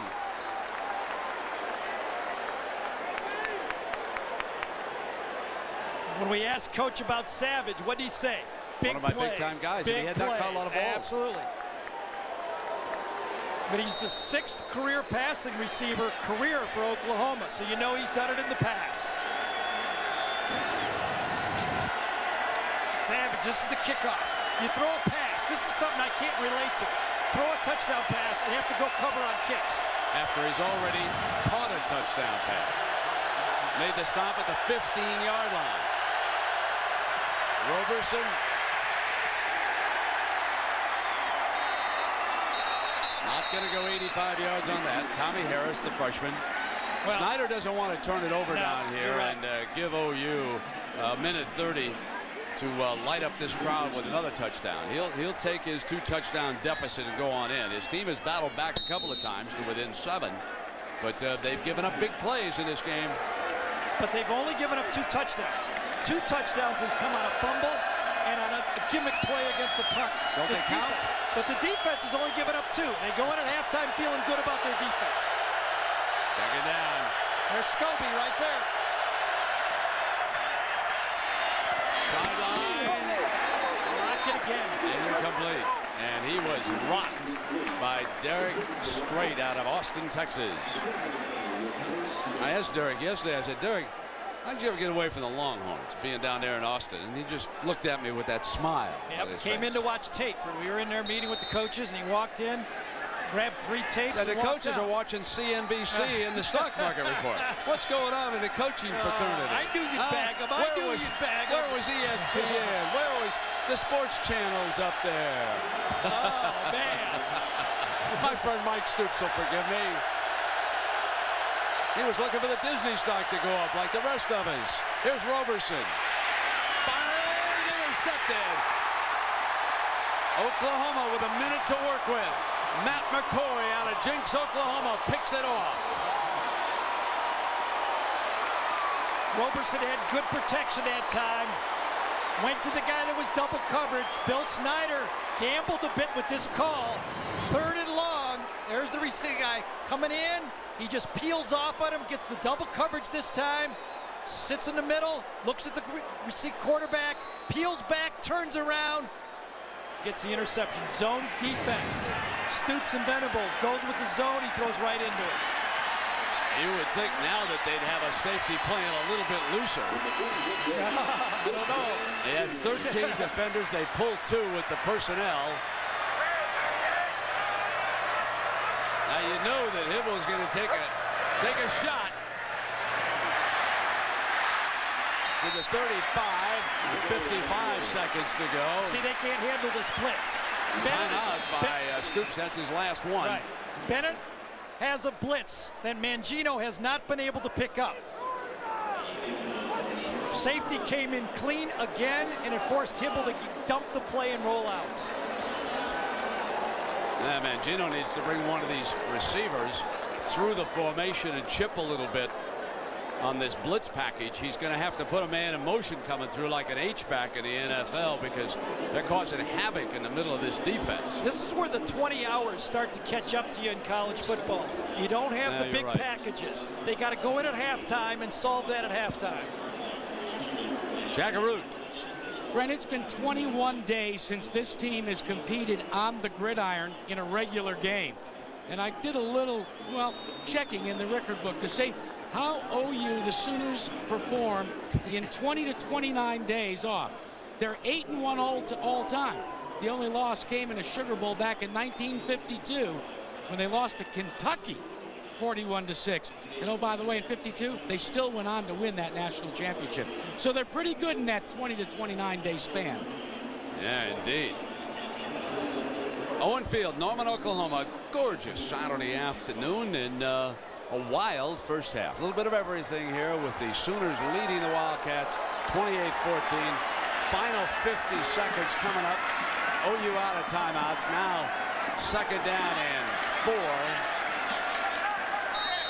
Both linebackers, Pierce and Buell, go off the field.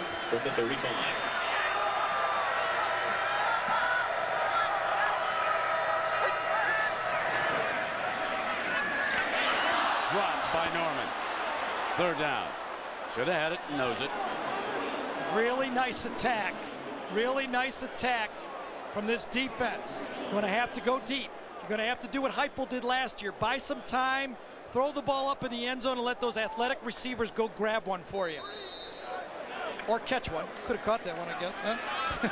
Man, center field open. How about the old, Coach, how about the old hook and ladder? How about just the hook? We don't need the ladder. You're right. 3rd down.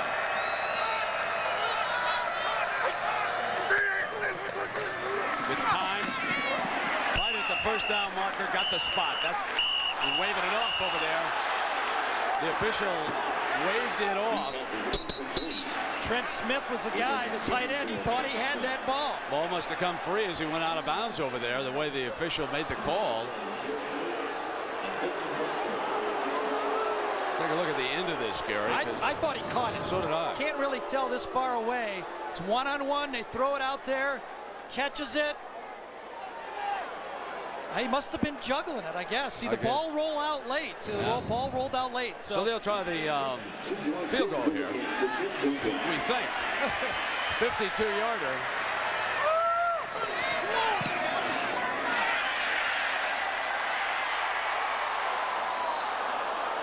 So he misses the 52-yarder. 35 seconds to go. And it stays 28-14, and with 35 seconds, wouldn't you think that K-State say, let's just... No, I'd throw the ball downfield. You got good field position. I would not throw intermediate passes. If I was going to go, I'd run quarterback draw, maybe screen, something you're not going to turn it over. But if I turn it over, I want it to happen way down on the other side to 20, 25-yard line of Oklahoma. I'd take a chance. Can they hold out Tommy Harris? Well, if you get a sack, if something goes wrong, yes, then you start taking a knee. New quarterback at Notre Dame today against Texas A&M, Gary. Carlisle Holiday is going to get his shot. I hope he's got a big voice. From San Antonio, he'll need it in that arena. So here it comes. Just what you said. Oh, he had incomplete. And again, Clark was open. A little dangerous, though. You got a crossing receiver coming into a blind area for a quarterback. I kind of envisioned something downfield a little bit more to the outside. And your quarterback sprints out on an option, turns around and throws it. You can't account for every defender. So we're having about a 2-hour first half.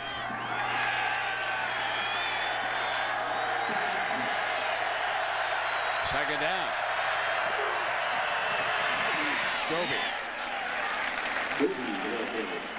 So Snyder now is content. Scobie has been... So let the clock run out here because there are no timeouts. You can't stop it. Not a first down. So here come the last 14 seconds. And we're going down a couple of scores here.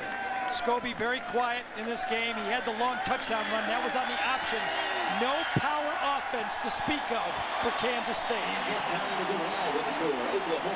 So Snyder and the Wildcats trail it 28-14. And ABC's presentation of college football returns after this message and a word from our ABC stations. They came from every corner of the country. From small town. The pride of Oklahoma at halftime with their director Brian Britt. An ABC sports presentation of college football returns after this message and a word from our ABC stations.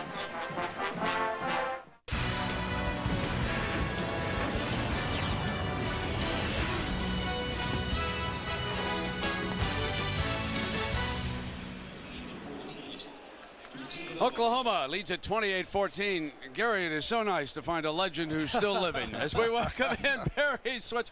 Barry, wide open like you used to have it, right? I mean, you know, throwing across, trick play. A little different.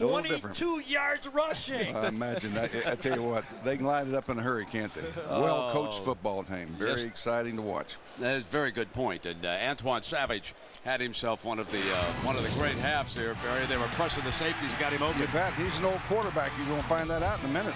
Yeah. Right here. He's an old quarterback out of, I think, Georgia, somewhere down south. And the Florida didn't want him. We did. And throws back to an old quarterback. Here's a great special teams play. That's the neat thing about it. All these guys that start in special skill positions are in all special teams. Well, stick right here with us, Coach, and we'll talk a little OU football. Did you ever lose to Kansas State in your entire career? I never did. As an assistant coach, we did back Vince Gibson's teams. He had a pretty good run back in the late 60s. Well, let's check in on Jack Arute on what the coaches had to say. Jack, what's up here in the second half, buddy? Well, Brent, let's start with Bob Stoops first. He talked about big plays, the need to stop them and the need to make them. On the other side of the coin, I chatted with Bill Snyder, the Wildcats head coach, and I said, Coach, is this the type of team that you can motivate with a fiery speech at halftime? He said, no, Jack, I've just got to continue to teach them. Well, L. Roberson brings him out from the sideline.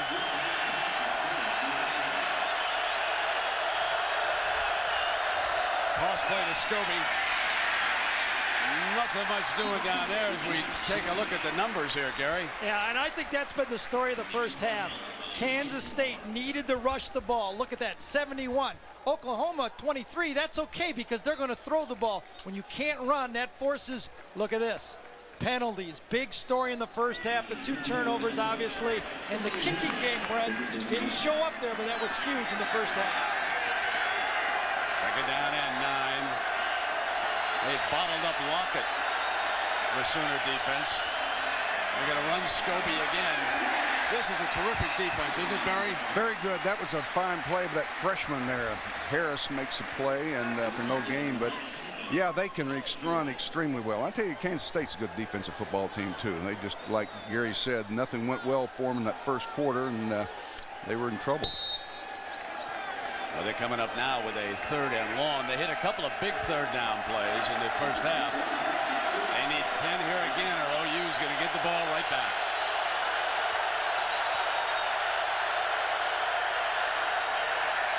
Blitz.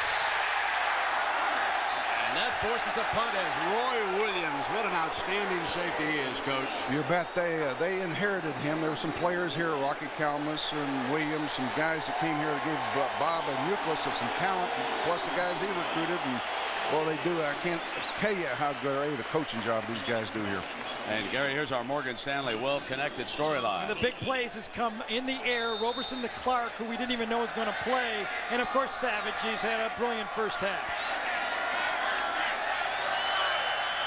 The Browns still punting here in the second half as you look from behind him. Fagan's the return man for the Sooners. Great punt. Yeah, it was. Drove him back inside the 30. So down to the 31-yard line. That's where we talked about what each team likes to do. We're going to label it over here to the left. This is what Kansas State likes to do. Power number one, but look at, they only ran it 6 times for power. Tried to do the option, but look at how many drop back passes. That is not what they like to do. Oklahoma, finesse, they finessed it 13 times. Pocket 20 times, only 1 play action pass. Exactly what Oklahoma wants to do. They're following their game plan. Kansas State is not doing what they like to do. Hibble and a quarterback. Number 32. Wade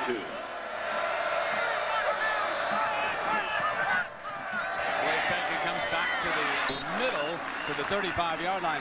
Barry, as you watch Hibble, how does he compare in your mind to Josh Heupel, who was here a year ago? Well, this was going to be his test today. We're going to play a good defensive football team in Kansas State. Obviously, Heupel was an excellent quarterback and proved himself for 2 years here, an outstanding player. This is his first game to be really tested, and so far, he's passing the test. Looks good deep, doesn't he? He throws a good ball. You know, Josh threw ugly balls. This guy's got pretty balls, but Josh completed most of the ugly ones. Second down and 7. There it is, deep. And it's pretty, but incomplete. Great coverage. Great coverage. Good coverage. Good that was Newman again. Yeah, I really like Newman. I really do. He's got the speed as advertised. Sometimes we talked to Bill Snyder about this, and Barry, you know this. Sometimes you watch a guy on film and you think he's really fast. You watch him out in the game and he doesn't play fast. I think Newman plays fast. That's right, and we talk about long speed. You know, a lot of guys don't start quick, but once they get to running, they cover a lot of ground. They run faster than what they start running. Third down and 7 for the Sooners. Well, here they come again. They're lined up.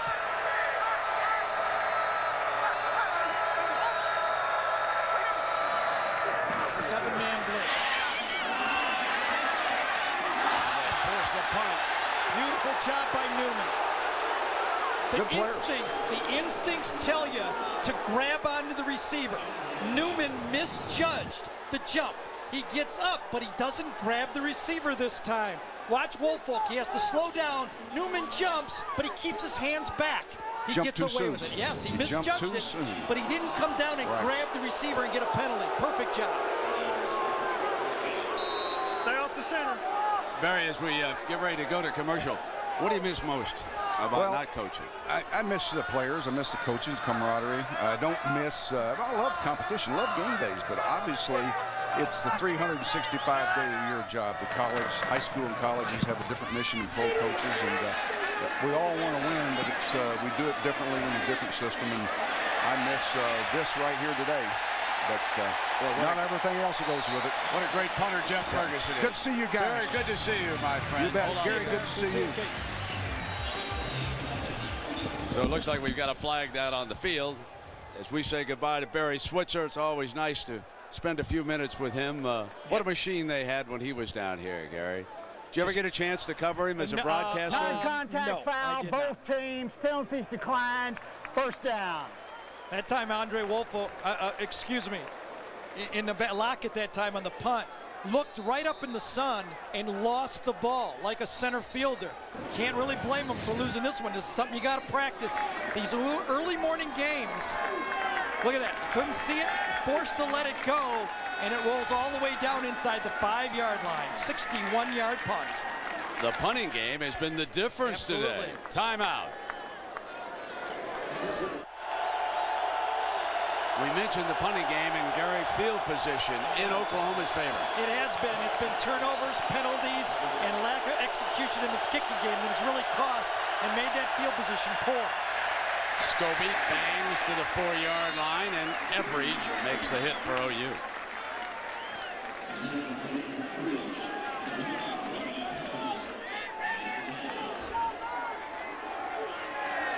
So the bottom of the hour, it's Kansas State and Oklahoma. Big 12 shootout. And the Oklahoma defense resulted in the game's first touchdown.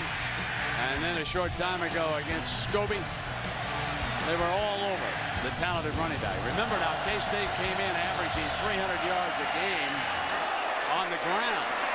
And here is Scobie for the first down. And they have been held to less than 90 here so far today, with Roy Williams making the hit. Nice option that time. Very well executed down the line. And Aaron Lockett got a great block downfield to really get the first down play. I think the option is a play that can be continued to be run over and over. Option down the line, right on the right side of your screen. Watch the block. That's what really allowed Scobie to get the first down. Here's Roberson. He's going to keep it. He is very strong. With a defender hanging on to his jersey, he still made his way out to about the 21 or 22, with Heineke being credited with the tackle. Now, if K-State can score the next touchdown in this game, Snyder knows he's got a Donnybrook on his hands. He doesn't want to give up the next score here. He's down 2 touchdowns. A big drive, second down, 5 yards to go. Oh, what a hit in the hole that time by Holyman. Number 99 out of Oklahoma City, unloaded. That was just a poor block up front. Beats him right up the middle, right inside right there. Just defeat at the line of scrimmage. People just passed him by. Rock Cartwright was the guy who was supposed to sweep inside from the fullback spot, and he didn't get there in time. Kind of a gimmick play. Kind of a gimmick play, and it didn't work. Third and 8. Roberson needs to be accurate. And he is for a first down on the extension for the big tight end. They finally hit their 6'7" target, Nick Warren. Well, Oklahoma used a 3-man line, but they blitzed. They brought the linebackers.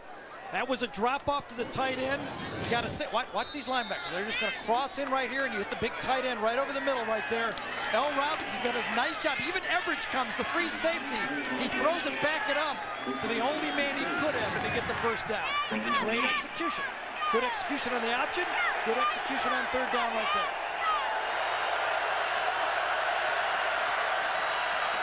In the round, here comes Lockett. A deep drop. Can't get back to the line of scrimmage. They ran the fake off of it a couple of times in the first half, and OU was sitting on it. A loss of 7, and Jimmy Wilkerson, along with Corey Klein, blow the play up. Right at the middle, right at the center, right when that play was snapped, I think it was Tommy Harris just blew up the center and just made that reverse go too deep. And then the speed of that Oklahoma defense, you can't run a deep reverse.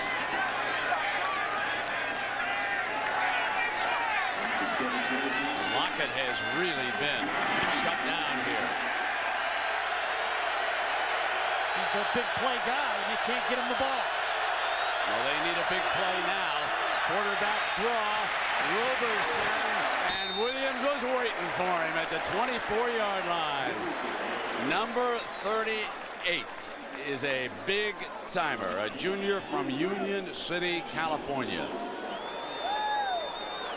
Roy Williams, All-American. Brandon Everidge plays like an All-American. Derek Strait, corner. Jim Thornton, nominee. Best secondary in college football. There's Strait, number 2, goes over on the corner. Now it's third down. They'll look for Roberson to put it up. Good protection. Drills high and incomplete, and Strait all over the receiver that time. Ate him up on that pass play. Great protection. The Sooner defense did not blitz. They were looking for the quarterback draw. No one was open. That great secondary just covered up all the receivers. Here's Travis Brown. He's been busy, and he's punted well. Fagan back. Fagan's a junior out of Houston.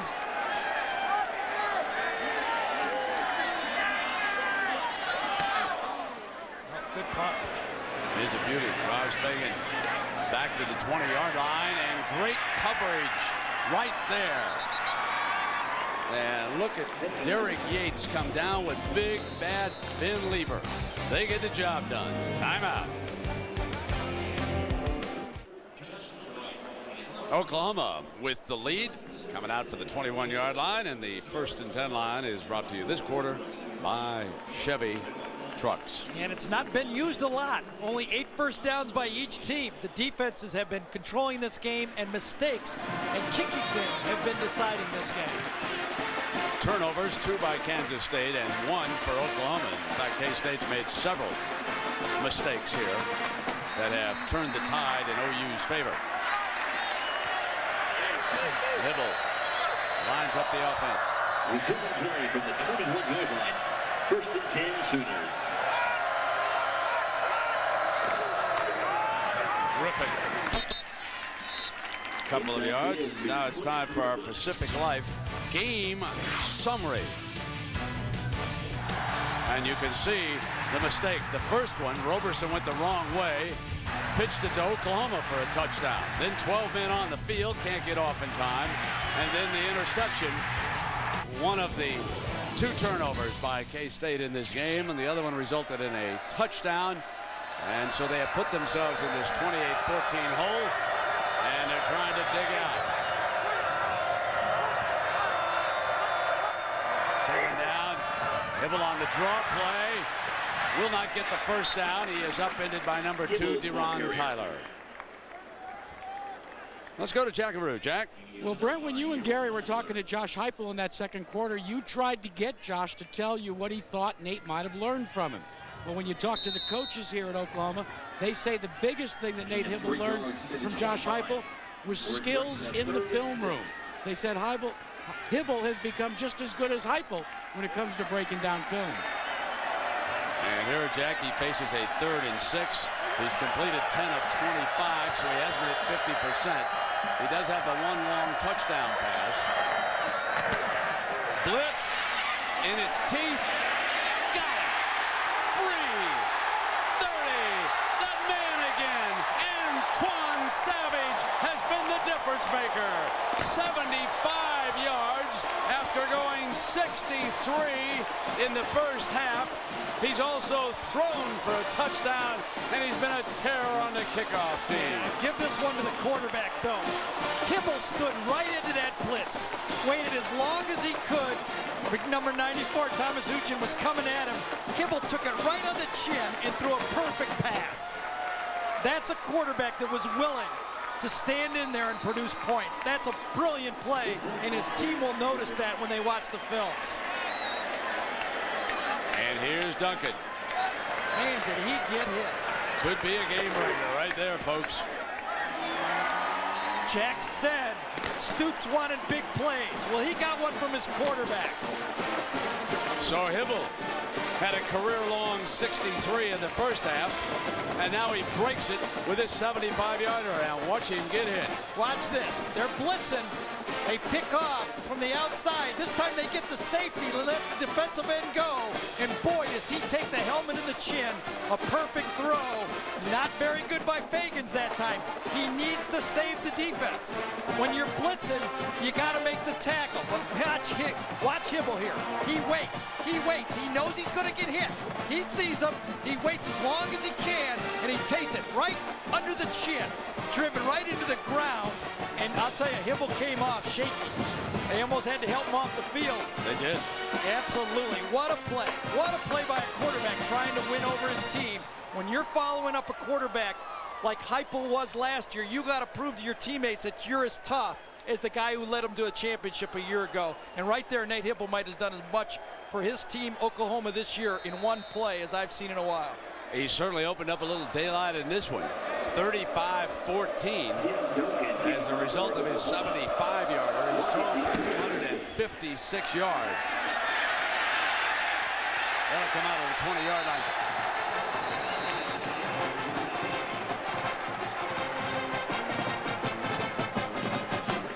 So Nate Hibble on the game, I made reference to the fact that he hasn't completed 50%, but he's thrown for 256 yards.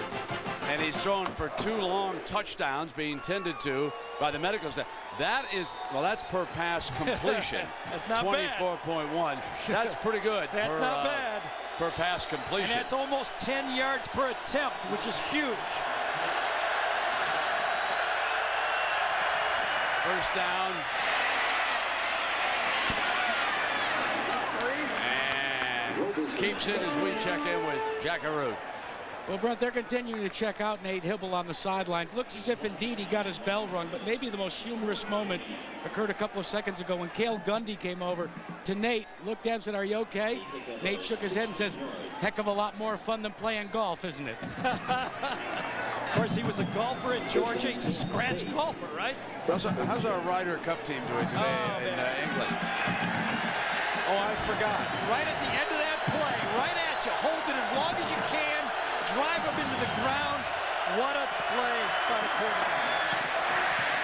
And here's that fullback. He breaks free. Oh, what a run by Rock. Crosses the 40-yard line before Roy Williams can bring Cartwright down, averaging better than 5 yards a carry. Man, they got some hammers back there in that backfield. Well, Ron Hudson, the offensive coordinator for Kansas State, said this is the best backfield that Kansas State has ever had. Josh Scobie and his bodyguard. This is off the option. They've been faking it to him, and this time they give it to Ron Cartwright. He busts a tackle and goes outside. He got 56 yards against USC, and you can see why. He's alone. And Roy Williams chased him down, collared him. Almost intercepted. Boy, I'll tell you, that time, I really thought Brandon Clark looked way, way too late on that play. That was that little seam pass off the option, and that ball was in the air before Brandon Clark even looked at the quarterback. You can see L. Robinson. He thought he threw a brilliant pass there, and they weren't in communication that time. What are you doing? What are you doing? Both guys are asking what's going on here. Second down. I like Roberson. I think he's going to be a good college quarterback. He's a tough hombre. Still going. Still going. Touchdown, Roberson. He's already a good quarterback. With a run like that, he's put him back in the game. 37 yards. And it was all desire by the quarterback from Baytown, Texas, a sophomore. The option play. This time, both safeties so aggressive, overrun it. Watch Williams and watch Everidge, 7 and 38. They're both going to overrun it. They cut up inside. Whoops, where's those 2 All-American safeties? Goes through them twice into the end zone. Extra point is added. They won't go away, folks. Roberson and K-State, just when they look like they're falling out of it, they come back with a rally. Take a look at this effort by the first-year starter. First of all, it was a great fake. The lineman went with it. Then met resistance, carried it on into the end zone, twisting away, and it's 35-21. Timeout. Oklahoma leading Kansas State 35-21. In case you're keeping track of the all-everything linebacker for Oklahoma, Rocky Kalmus, 7 tackles here today, and it's been tough going against this K-State option. They have now run for 164 yards compared with Oklahoma's 27 yards rushing.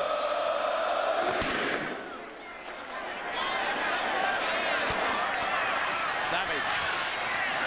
Can he do it this way? Penalty flag is down. There's yellow flags all over the place.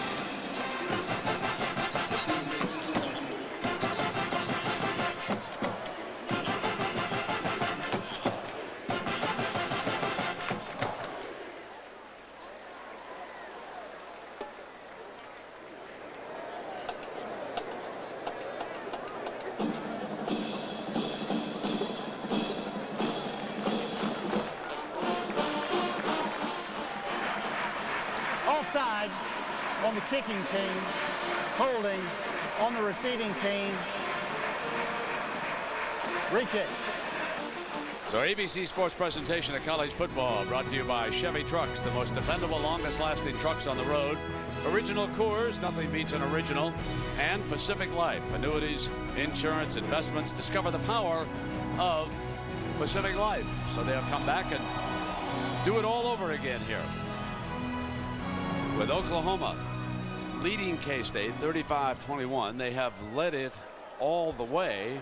And we see that Gary's alma mater is in trouble. 21-17, Purdue trailing at Minnesota, and Alabama putting it on South Carolina. Meanwhile, Northwestern clinging to that lead against Michigan State. No problem. Drew Brees will bring them back in the fourth quarter. No problem. Timeout.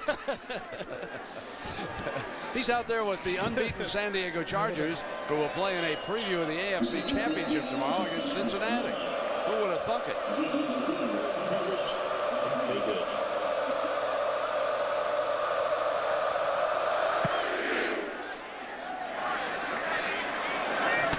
Fielded again by Savage. They got great coverage. And another penalty flag is down.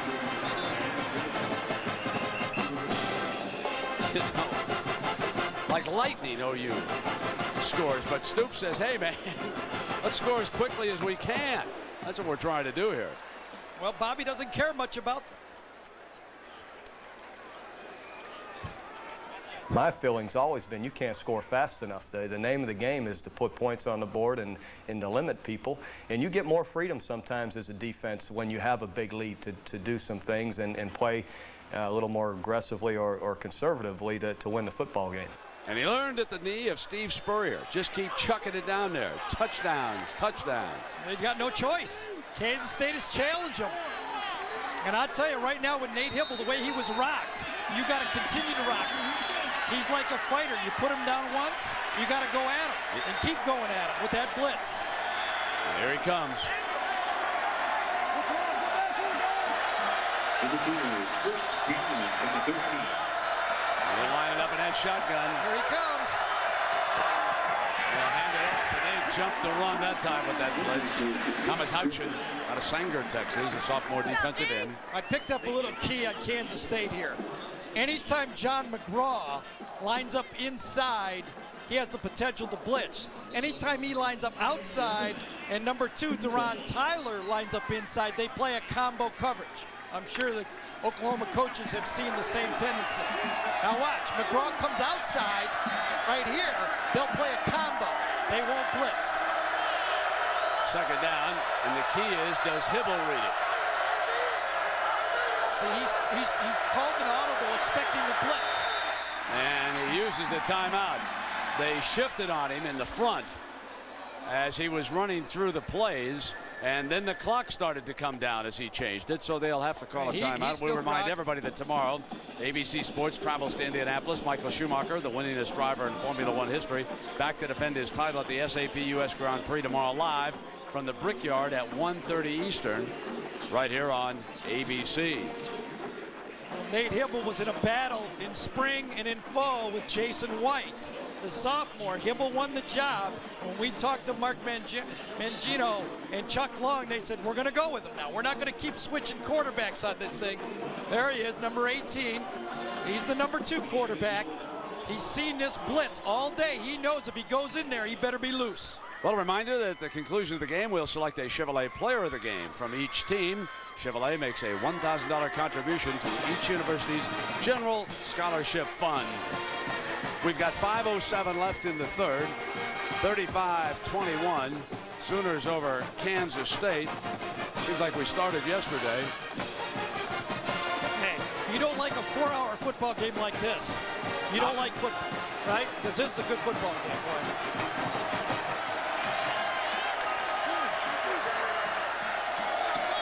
Texas A&M and Notre Dame ready to start, among others, with 5:07 to go.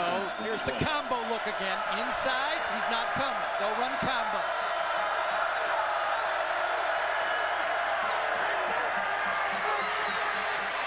Four-man rush. They can't get there. And intercepted in center field. McGraw off the combo look.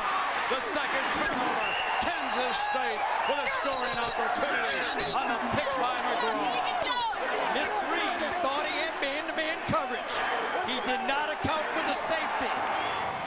When McGraw lines up out here, he's dropping back and playing combo, and they come across Nate Hibble, who got rocked. He might not have his full senses. McGraw goes deep, misread, tries to throw the thing deep, gets burnt on it by Fagan cutting off his route. What a huge drive as that interception came after an Oklahoma timeout. Inside the red zone. Roberson keeps it again, going for the end zone, but this time they bring him down on the 7. Roy Williams won't let him reach the end zone. And Roberson, 20 carries here today for 102 yards rushing against this OU defense. He also has thrown for 131 yards, so he is keeping K-State right in it. When Air Force was running the option against Oklahoma in the opening in their game, we did. Oklahoma zeroed in on it, but there's just enough play action, just enough pass, just enough power, just enough balance to keep that option being good. Just enough Josh Scobie, number 1. He's been a fine player today. Here he comes again. Inside the 5-yard line, that's a 1st and goal. Lehman credited with the tackle, but here's a 1st and goal for K-State. Down by 2 scores, they can close into with 7 with a touchdown and an extra point. That was power football. Lead with the fullback, pull the guard around and stick it right in between the guard and the tackle on the left side of the line. You talk about an excited sideline. When you see Kansas State if they bust this one in. This has been a hang-tough team here today, but they need this touchdown right now. Good get it. Great hit by Williams. Man, 38 came in there and closed it down. Josh Scobie took himself out on that play. That's what forced the quarterback keeper call by Ron Hudson and Bill Snyder. So here with 3:35 to go in the 3rd. Kansas State threatening to cut the OU lead in half. Now it is 2nd down and goal. Scobie stuffed. Cannot reach it, and Teddy Lehman, the sophomore from Fort Gibson, moves in on the hit. Same play they scored on. Put the man in motion. Scobie sees it inside. He could have bounced out. He has the option to go outside on play. He spun down inside the 1-yard line. Brent Venables and Mike Stoops watching from the OU sideline. Joe Hall is in the game. Big Joe Hall in the K-State. Touchdown, Kansas State. So K-State bucks it straight ahead with Roberson. Look how calm the man is over there on the sideline. Already thinking ahead now. He's still, even if he gets the extra point, he's going to be down 7. We got a player down in the end zone, an injured player.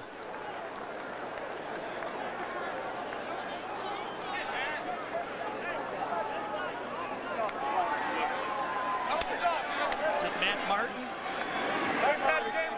Yes, it is. Matt Martin, left tackle.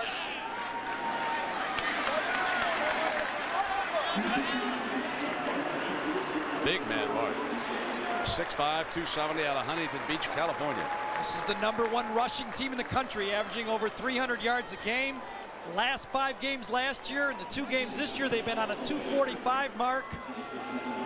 Since Scobie has taken off, this offensive line has found themselves as a running, tough offensive line.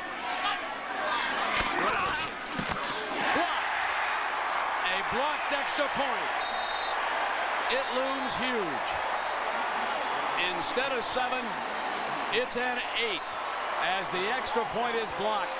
So to tie the game, K-State needs a touchdown and a 2-point conversion.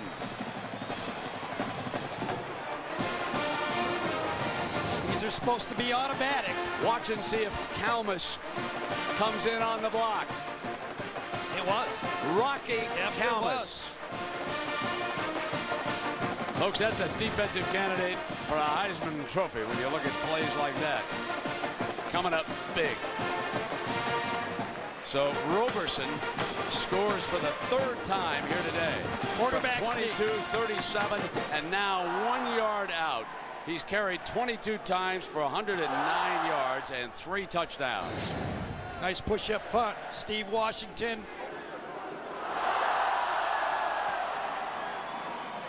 The option play has changed the football game. Hibble, I'm still looking. He took a rock. He missed a read on the last play. Let's keep a close eye on Nate Hibble. Kansas State knows that the high percentage handoff is to try and put it in Quentin Griffin's hands now.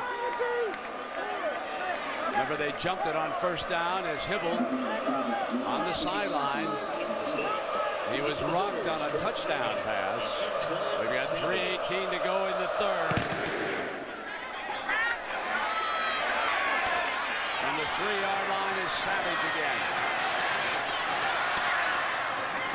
To the 24-yard line. Jack, what's the injury situation?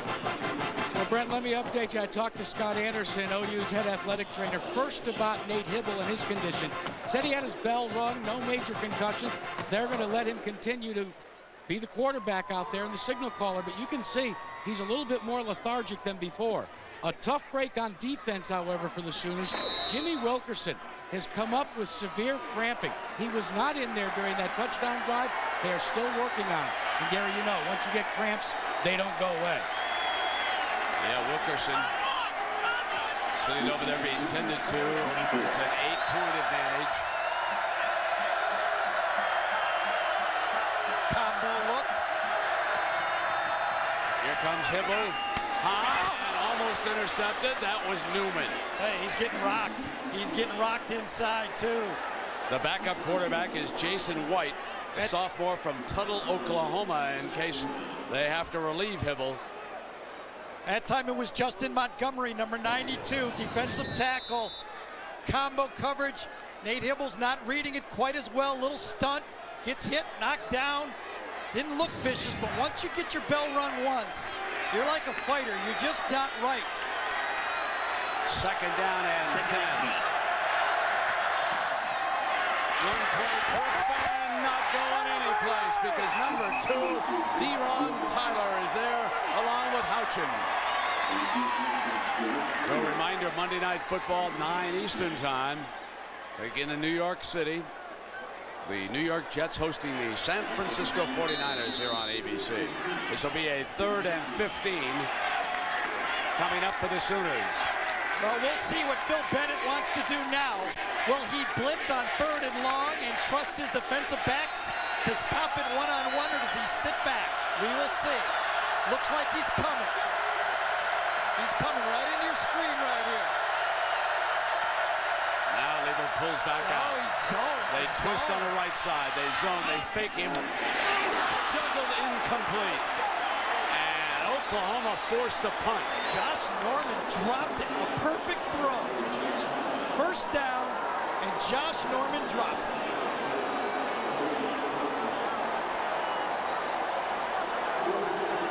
That's the second pass that Norman's dropped today. Jeff Ferguson. He's got the best of Lockett so far today. But Lockett looking for field position this time.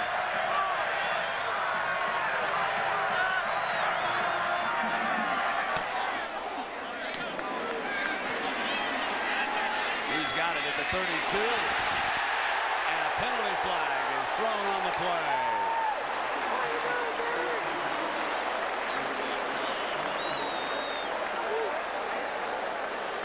I think Bobby Walker had a block in the back that time on that punt return.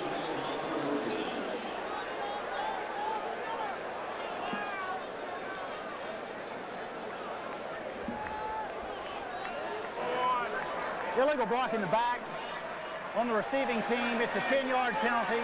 1st and 10, Kansas State. So let's check in with John Saunders in New York. John? Grant here in the Coors Light update. Out to the Big Ten, Purdue and Minnesota. Travis Cole, 3 yards to Ron Johnson for the touchdown. Minnesota, we go up 28-17. Purdue, though, has just punched one in, so it's another close one in the Big Ten. Meanwhile, Nebraska, they're winning this one, but not with their usual huge lead over Missouri. Yeah, John, that's closer than expected. And here, Kansas State down by 8 points. Roberson getting time and a bad pass intended for Brandon Clark. So Roberson on the day, 5 of 20 for 131 yards, but he has run for 109 yards and 3 touchdowns.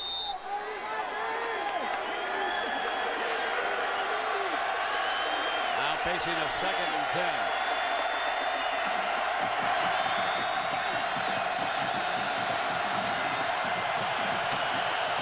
The nation's longest winning streak, 16. Trying to hold on before the snap. And that would be the 10th penalty against Kansas State here today. Absolutely. Prior to the snap, false start on the offense. It'll be a 5-yard penalty and remain 2nd down. You can't shift in motion in the same move. You have to be set for a second. That's a quarterback mistake. You have to shift them and then lift the heel and put them in motion. Al Roberson, still a young quarterback, has to iron those things out and be a general on the field. Now it becomes a 2nd and 15. Scobie is out. 3 wide receivers in the game.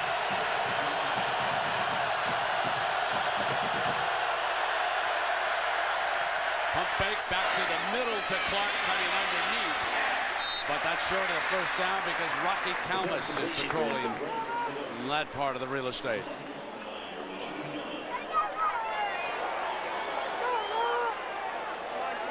Nice block downfield by Eby this time. Everidge, watch him come up and read it, and watch the offensive lineman, number 64, Eby, get the hit on the safety. Right there, here it comes. Gets the hit, gets him flying, and picks up 6 yards. Needing 9 yards.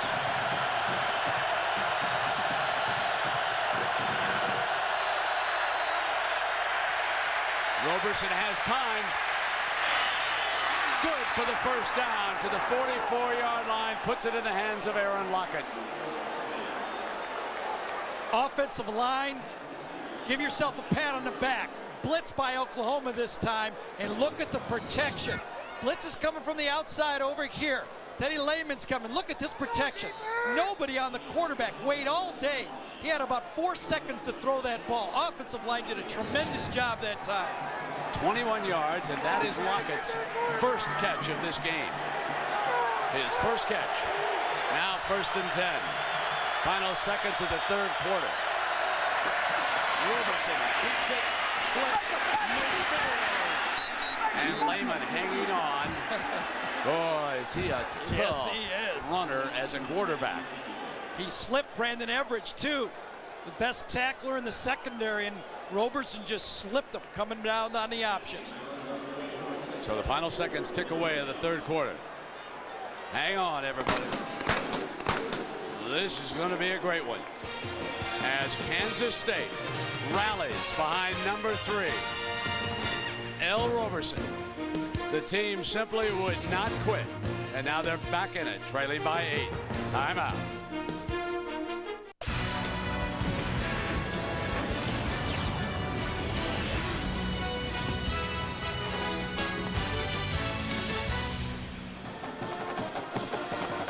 The line score, Oklahoma opened up a 14-point lead in the 1st quarter. Kansas State cut that in half. Oklahoma scored again. Still Kansas State stayed with them. Then it was 28-14 at the half. Then after Oklahoma scored, then K-State rallied for 2 touchdowns and a blocked extra point by Rocky Calmus. And that's how we got here to this situation. What breeze is left, and as Gary Danielson pointed out a little bit earlier, not quite as brisk as it was earlier today, would be at K-State's back as they come to midfield right now with a 2nd and 4 for Coach Snyder to start the final 15 minutes here, Gary. Well, I talked about what the game solutions, what would decide this game. I said it would be quarterbacks. You see the quarterback stats between the two. Roberson has had a big game running the ball. Kibble, big plays, not great percentage. Tailbacks. Neither tailback has been a story. I said the tailbacks had to help these inexperienced quarterbacks. And kicking game. And Brent, the kicking game mistakes have gone against Kansas State. They're fighting uphill. Remember, the fake punt for a touchdown, the block extra point.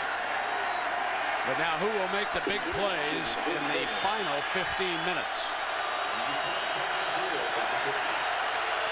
Second down for K-State. Penalty flag is thrown as Rock breaks his way inside the 40-yard line, but the penalty flag thrown by the umpire in the middle of that play, and you know what that probably means. Holding. Yep. On the offense, be a 10-yard penalty from the previous spot. Replay second down. Well, at least they got it right. It's not from where the holding was, it's the previous spot. 11 penalties, 84 yards for Kansas State. Been a big part of this football game. Remember, they'd have had a touchdown called back. They had a first down on the pass interference call. Might not have been a great call, but it is a factor in this game. There you see the stats. 11 for 84, and that doesn't even count the positive yards on the other side of that equation. Snyder's offense ready to go. Second down and 14. We're at 2nd and 14.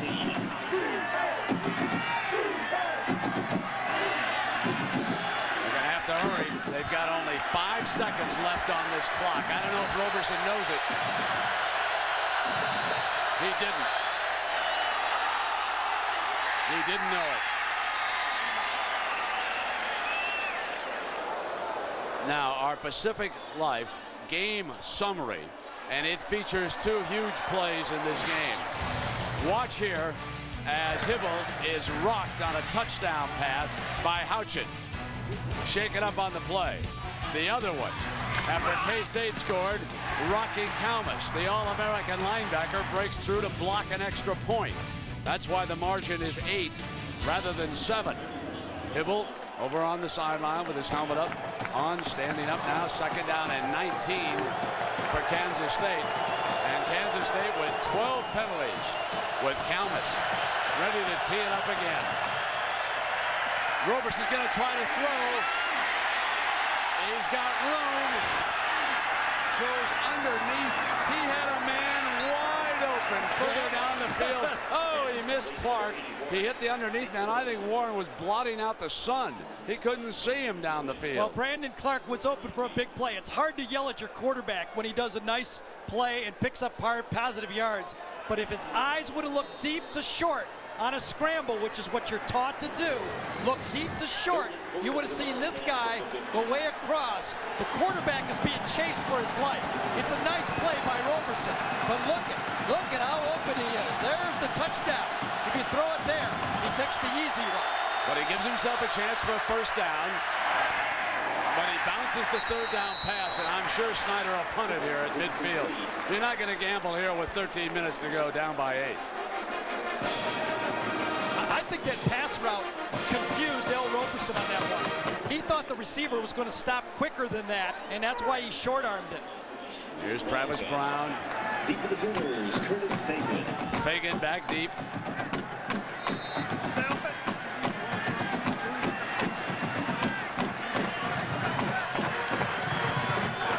I'm sorry.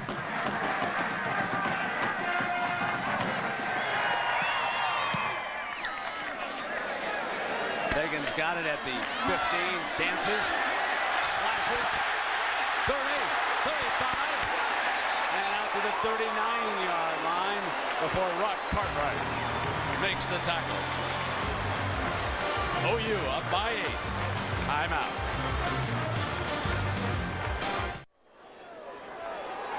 What's interesting is Oklahoma's had only 1 first down in the second half, and that's the touchdown. You count touchdowns as first downs in college football, and you can see on their last 2, they've given it right back. Now let's see what Hibble can come up with here at the 13-minute mark, leading it by 8.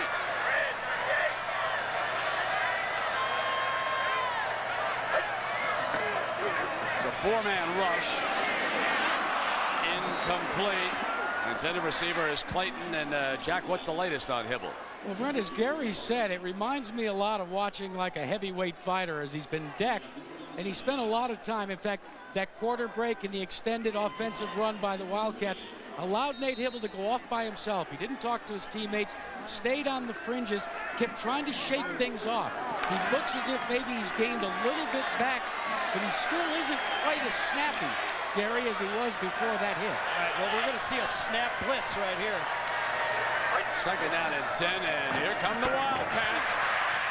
They got him at the 26. The sandwich closes in. Lieber credited with the sack, and Houchin was right there too. That big fella, number 94, is playing himself a football game along with Lieber. Let me tell you something. Houchin's been hard to block in this game. And he tipped the pass beforehand, but here was the this again.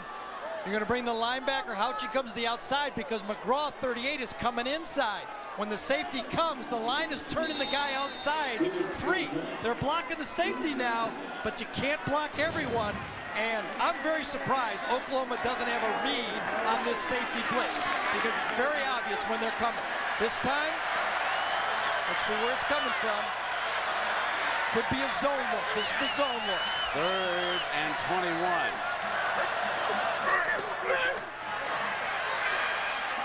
Deep middle, tight end turns. Penalty flag. It was caught by the wideout, Fagan, who was coming in toward the tight end. Fagan grabs it, and there is a penalty flag thrown. On both sides. There's one on the quarterback and on the pass. Could be tacked on if it's roughing the passer. So Hibble is rocked. He's still and groggy. No question about what that penalty is going to be. And this one, too, could be interference down here. Houchin gets him again, I believe, just as he let the ball go. Kansas State sat back on a zone to the wide side and man-to-man to the short side. Pass interference on the offense. Personal foul, roughing the passer on the defense. Penalties offset, 3rd down. Coming from the left side of your screen, Houchin, number 94, will get there just as, oh, hey, that was a stunt right up the middle that time. And here's the offensive pass interference. Let's watch. I did not see it. Bottom of your screen, Fagans, does he shove off? They're fighting arm to arm, arm to arm. Oh, that one, you got to let that one go. That's good receiving right there. So that negates a 34-yard gain on 3rd and 21. And it was big because they got another hit on Hibble. Another hit, and they didn't have to pay for it. Free shot on the quarterback. So here's 3rd and 21 again. Let's see what Bennett wants to do with the defense this time. They show that zone look that Gary's been talking about. Zone to the big field, man-to-man to the bottom.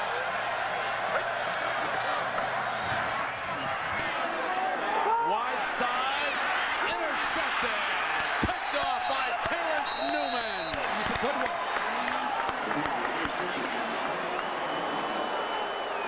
I think Oklahoma has to look at putting Jason White into the football game. Here's the free safety. Here's the one-on-one. You got a free safety. You can gamble to the outside. You got the free safety standing there. Anything in the middle, you got to the outside. And boy, does Newman know how to play football. Cuts him off with the body, reaches up and makes the catch. He has intercepted 2 passes today, the Big 12 sprint champion. He's had a catch-up tackle. And Hibble and the Sooners are very concerned about what's unfolding here in Norman. Plenty of time left for the Wildcats. They trail it by 8. And how big is that blocked extra point by Rocky Kalmus right now? K-State needs a touchdown and a 2-point conversion to tie it. Snyder's offense growing up before our eyes with L. Roberson. Which way does Kansas State run the option? Oh, look at this. A shift Roberson's out of the backfield. He's over as a wide out. It'll be a direct snap. And Scobie straight ahead. On the ground, I think he's down. He's down. He's down. The official right away saw it. There was no question about that one. Well, let's check in on the Spartans and the Wildcats. John, you got good news here, partner? I got good news for some people, Brent, but those people didn't go to Northwestern. Charles Rogers takes this one, goes 64 yards in the punt return. Great speed when he busts it loose. 20-17, Michigan State with the lead. Sorry, Brent. John, I heard Mike Gottfried say that Rogers is the best receiver in the country. Man, is he fast? Drop pass. The ball in and out of the hands of Brandon Moore, the linebacker. He had a pick that time and let it get away, Gary. El Roberson's got a strong arm. It's a good thing he does, because Brandon, that is not Roberson's game. The short passing attack is not his game. Play action, throwing downfield. But this one, look at that guy, cut right inside. Oh! He caught that one out before he even had a chance to catch it. Here's your 3rd down and 6.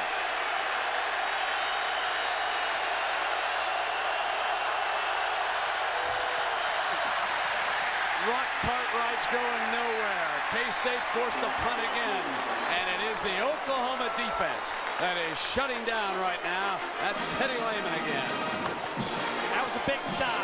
2nd down call is what really cost Kansas State. And then those linebackers, Teddy Lehman and Rocky Kalmus. Brandon Moore made the play before. Really took that space and closed it up. Didn't like that series. Trick play on 1st down, hitch on 2nd down. I thought the option should have been the call. Sometimes you can outsmart yourself. Fagan's back. Inside the 15, coverage man is there. Out of bounds. Did not get back to the 20-yard line. So we'll take a break. 10:26 to go. OU 35, K-State 27. Timeout. Owen Field, Norman, Oklahoma. Just down the highway from Oklahoma City. Sellout crowd, the defending national champions here. And for those of you, we will be bringing you these games as soon as we finish here. Meanwhile, we'll keep you up to date if there's scoring in those 3 games. John Saunders, of course, back in New York. Now the Sooners, Hibble, they get Griffin some daylight. Newman's there. Newman goes down low. What a great tackle by the corner. How about an option play for Oklahoma? They've been getting that inside blitz. This is a good call by Mark Mangino. I'll bet this wasn't in the game plan. This was a halftime adjustment. Come out, pitch it out, and Newman is the only guy on the side, whole side of the field. Good football player. Make an easy tackle, tough tackle, look easy. Excuse me. If he misses, Gary, yes, it's hello end zone. Look at the blitz has forced Oklahoma to keep 2 backs in the backfield almost the whole 2nd half. Now 2nd down. Pop high. It'll depend on the spot, folks. They hit the pop pass to the tight end Smith. Proctor was there defensively, and Hibble straightening up the tongue on his shoe as we check in with Jack. Well, Brent, I know sometimes you hear coaches give cliches and try to just say something to get people wound up, but Bob Stoops came to his team, his offense, and used all the cliches that were possible. But he ended it all by simply saying, look, this is the series where you get the opportunity to step up and show folks why you are champions. And Smith gets him a 1st down here, Jack. So they've got possession with 9:32 to go. I'll tell you what, it'd be big, I mean real big for OU, is a Duncan field goal right now, up by 8. Obviously they'd like a touchdown, but they'd love to march this thing down the field and get at least 3. Get them out of that one score that can tie it.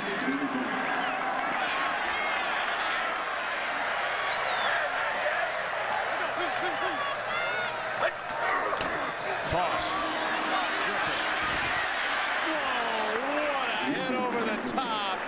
By Terry Pierce, number 56 from Fort Worth. Oh, baby, what a tackle. Big 12 newcomer of the year a year ago. Did not play a lot in this football game because Oklahoma likes to use 4 and 5 wide receivers. But now when you go 2 backs, you get Kansas State's good linebackers on the field. Here it is, 2nd and long. Off goes Pierce. Kansas State loves it when Oklahoma goes 2 backs because they get their playmaking linebackers on the field. Is this the blitz look? Yes, it is. Let's see if it holds up. There he is, right there, inside.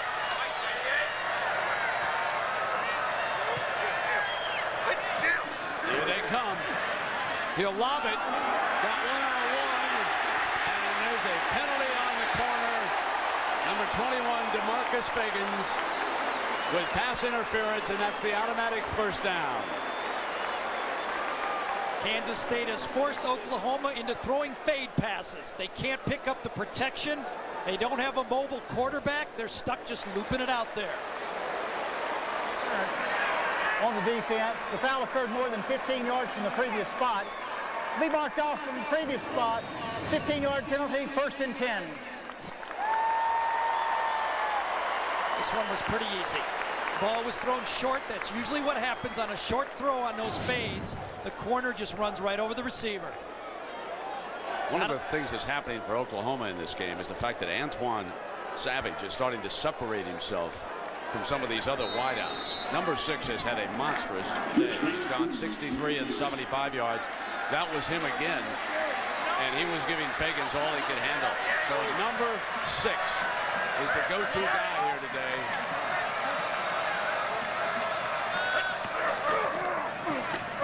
Play fake. Beats the linebacker, but he'll have to take it out of bounds. Oh, man. Kansas State is real athletic up front. They lost a lot of players from last year's defense. Only 3 starters returned, but they just keep reloading on that defense with young, fresh talent.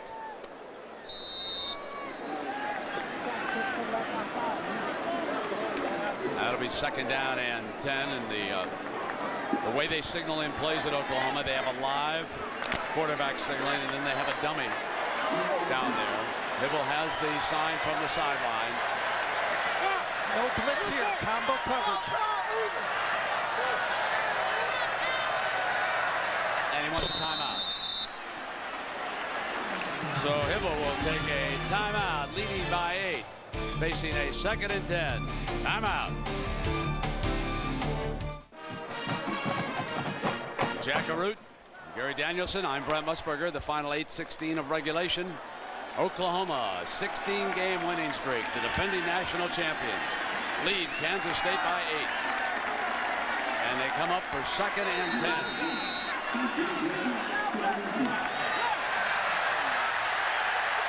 12 men on the field, but this time he sprints off before the snap. Pump fake Hibble. Now lots of wide open is Savage. And there's a penalty flag thrown.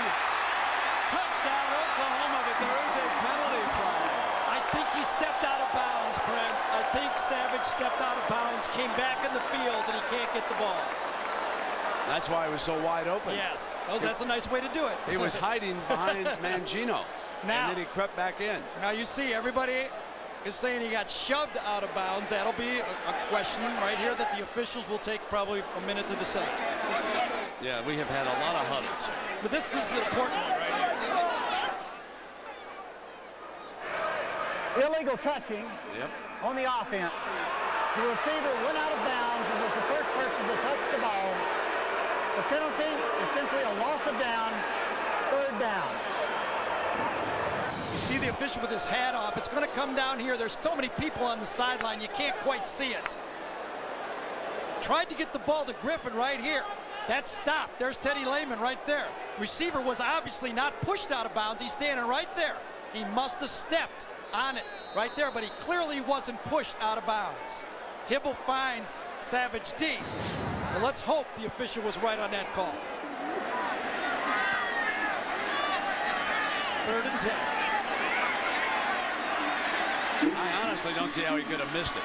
Right. If he missed that one, that's bad. Right. 3rd down and 10. Blitz in the teeth. Norman incomplete. Penalty flag comes late.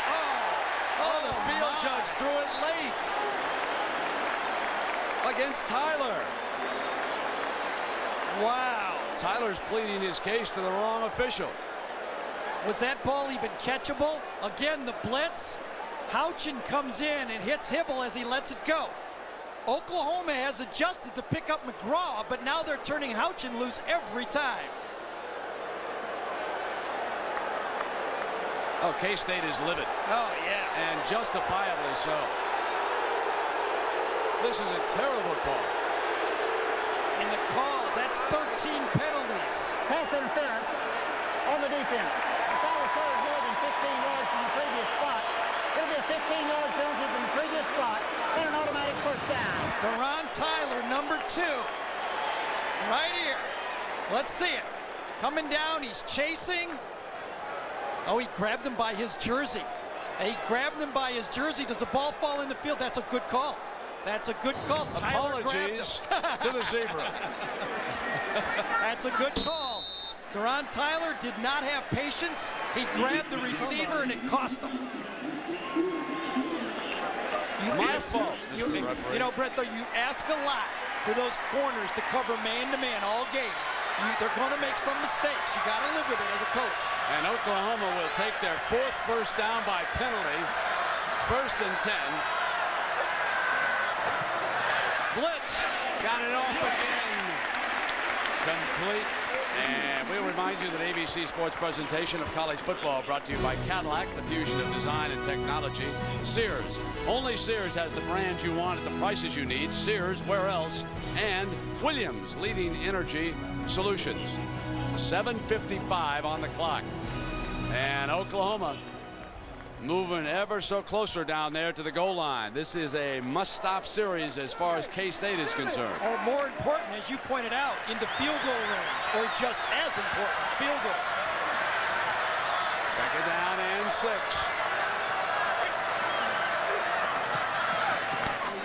Reach back, and they have found the tight end here on this drive. This is Smith again, reaching out for the first down if he got the spot. It's going to be very close. Nate Hibble has shown his team great adjustment by the Oklahoma coaches. They are sliding their line to block the blitz, and they're going one-on-one with Trent Smith against the strong safety. They found a pressure point that they can at least take advantage of. Let's see if Phil Bennett and Kansas State will change up. So 3rd and short, and Hibble takes it right straight ahead. Bucking behind the center for a first down. 7:32 to go now. It's a huge drive.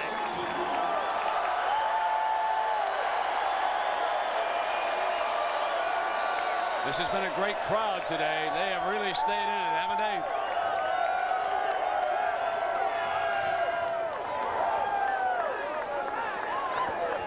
Not a seat to be found in a house. In Kansas State, which travels so well, the end zone to my right is just loaded with purple. Here's the tight end.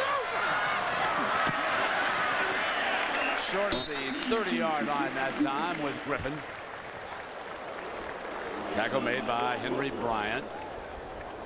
They will not give Griffin any space, will they? No, they just haven't given it all day, have they? And they've held him to 27 yards. They refuse to get beat. Ground. They refuse to get beat by that guy right there. They still say, you're going to beat me with someone else. Now it's been the tight end. Let's see if they go back there. The tight end always goes right in this offense. 2nd down and 7, and Trent Smith is to the right.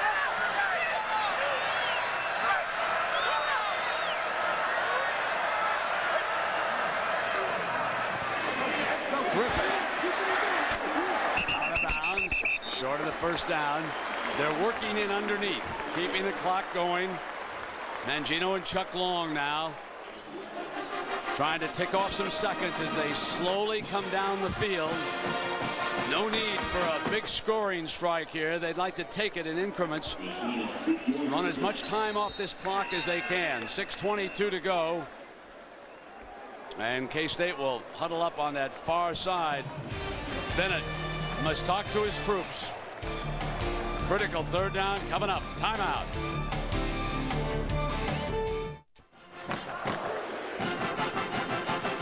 Mangino with a 3rd down play for Hibble. He's been in communication upstairs with Chuck Long. And they've set the play here. Need a yard. Leading it by 8. 6:22 left in the 4th quarter.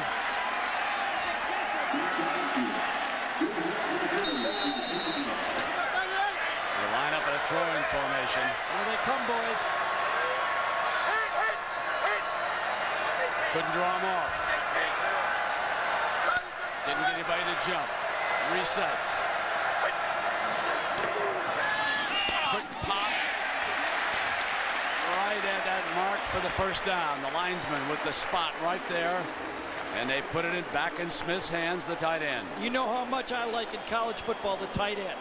That can really change the game. It forces those safeties to play pass coverage. They don't like to do it. Brilliant counter move by Oklahoma. It took them a while, but they finally found something to counter that blitz. Nate Hibble wants to know why we didn't find it sooner. Smith with 3 catches on this drive.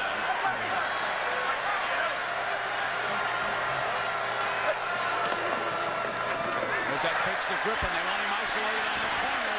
And Newman again is equal to the task, out of bounds. We check in with John Saunders in New York. John.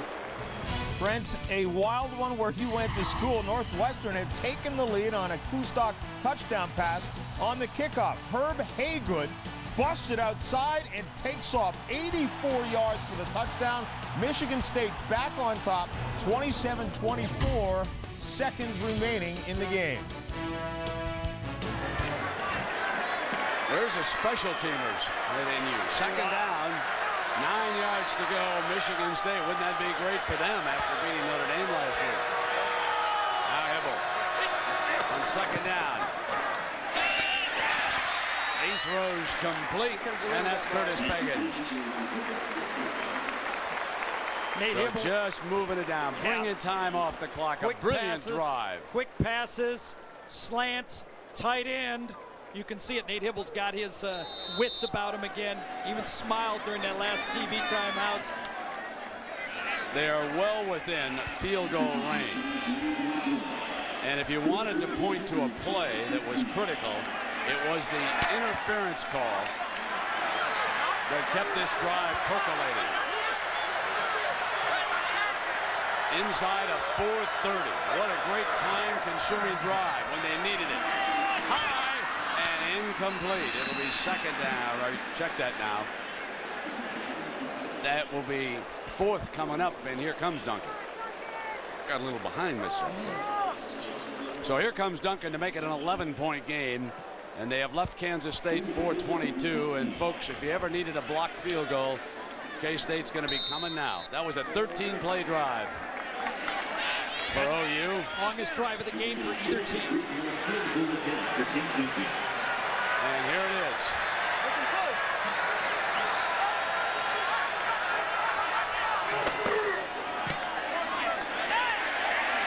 Chips it in. 33-yarder. It's an 11-point game, and it puts K-State behind the 8 ball. They need 2 scores to get back in it. And again, the key moment in that drive was the back judge. Picked up interference. And actually, that little highlight was the play of that drive. You're right. 3rd down, would have been forced to punt the ball. Little holding on the jersey, and it was the correct call. Well, the Schooner would love to roll right into Dallas tonight. I'll tell you who's happy to see a hard, tough game and see Hibble rocked a few times would be the Longhorns. When you went inside the coach's main conference room here at Oklahoma, and they had all the media guys from the Big 12 stacked up, folks, guess which one was on top? That's right, Texas. And here this week up in Oklahoma City, they got all the Bevo barbecues are playing. Can you imagine that? Why, that's sacrilege down there on the other side of the river. Have a Bevo barbecue. How can they do that? So Dallas, here they come. You can't beat the Battle of the Red River, huh? It's going to be a beauty. Rocket says, hang on. I'd like to get us right back in this.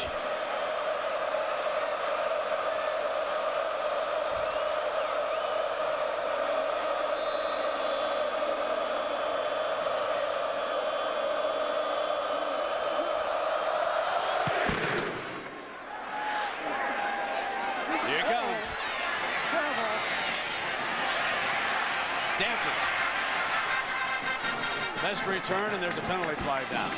What else is new? We've had 20 penalties already. Man, we've had a lot of that. Uh-oh. That's Antoine Savage, folks. That's been OU's player of the game. And he's injured. He has gone 63 and 75 yards for touchdowns, and he's thrown a 33-yarder for a score, and he limps off here late in the game. Jackaroo. Well, Brent, after that field goal drive engineered by Nate Hibble, you would think that Nate might have gone to his offensive line or to his backfield. Instead, he ran off the field, and he sought out Rocky Kalmus. Now, all I could do is read his lips, and it looked to me like he said to Rocky, "It's your turn." So Rocky and his Warriors are out there, Jack. Is on the ground, his knee was down. That ball's dead. You can get away with that in the NFL, but not on Saturdays. That was a flea flicker. Sure. That was a flea flicker. First down call. No, that was a bad flea flicker. Nothing worse than a bad flea flicker. Nothing worse. There's nothing in the world. Another kind of gimmick call. Kansas State has moved away from the option, trying to hit a big play because of the 11 points.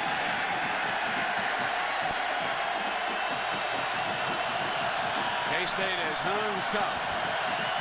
High marks for the heart they've shown, but they've made a lot of big mistakes.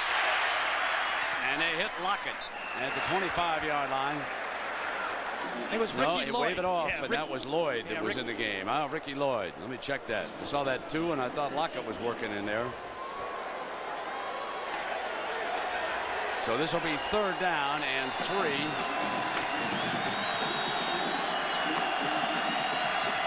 Trying to keep it alive inside of 3 minutes for Snyder.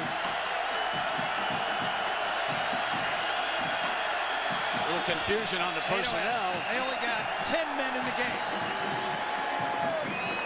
They might only have 9. I know they don't have 11. I can say this. I have never seen a Bill Snyder team make this many mental mistakes, folks. Let us check in with John Saunders in New York. Brett, this is just a wild Saturday of college football, including in the SEC. Phil Petty here, 7 yards for Rod Trafford. And USC, South Carolina comes back after the extra point. Keep in mind, Alabama missed an extra point in that game. That's the difference right now. And Michigan State against Northwestern. Northwestern just kicked a field goal after Michigan State had missed an extra point. As a result, they win. And now 3-0 for the first time to start a season since '62. Oh, John, an instant classic, and we missed it. How can that be, my friend? The magic continues in Evanston. And meanwhile, Purdue and Minnesota have gone to overtime. And that game up in the Dome. Here we've still got 2:47 before this one's over, with OU leading by 11 points right now. And everywhere you go these days, you see American pride. And I just want to send along the best to all the troops, the ones that are already there and the ones that are going, ladies and gentlemen. They're going to stand up for all of us. 2:47 now, another flag on the ground. My goodness.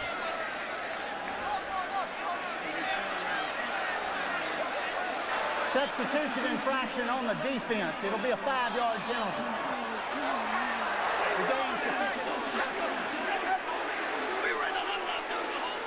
So those are the games that some of you will be seeing, and a lot of goose eggs up there, so you haven't missed a whole lot yet. And A&M strikes first. Going to be tough for a quarterback in his first start in that arena. Did I hear somebody say that the Irish had never, ever started 0-3? I don't know, but if they'd have played Purdue, they might be there already. Is that right? George Hill, my stats man, said that's right. Well, Roberson has to throw the ball now. Drop back, throw the ball. They don't have time. And he hits him at the 37. There's Clark, who's had a busy day. And go no huddle. Go no huddle. 2-minute drill. You need 2 scores. Obviously, you got to get in and out of the huddle and call the plays. Clark with a 120-yard day. Roberson dropped that one. And I think he may have heard number 20 coming. Mr. Kalmus was closing in on that one. And that's some hot breath when number 20 closes in on you right there.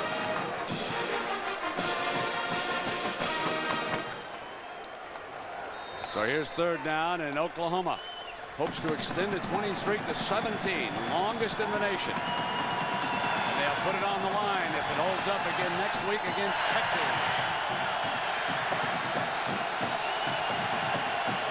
Kansas State has a big game with Colorado next week. Gary Barnett's team. And the wide receiver jumped. So that's a penalty against Kansas State, and that's the 16th of the day against the Wildcats. Prior to the snap, false start on the offense. It'll be a 5-yard penalty and remain 3rd down. That time, L. Roberson kind of rocked back, thinking the thing was on 1. It was on 2, and it drew his own guy, his receiver, off.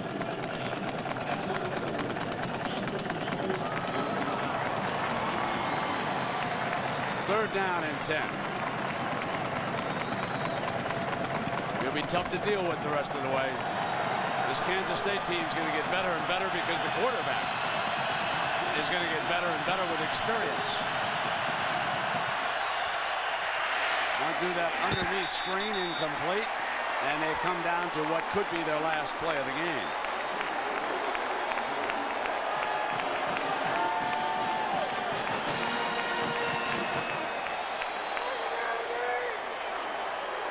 Each team with a timeout left.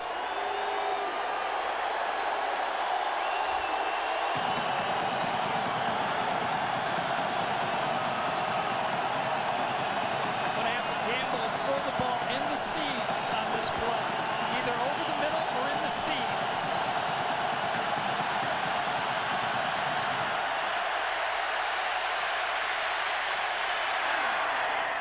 At the marker, 1st down. Good protection. Lloyd again. L. Roberson's got a strong arm. When Yes, he he sets does. up and guns it like that, he can really get it there in a hurry. He's thrown for over 200 yards.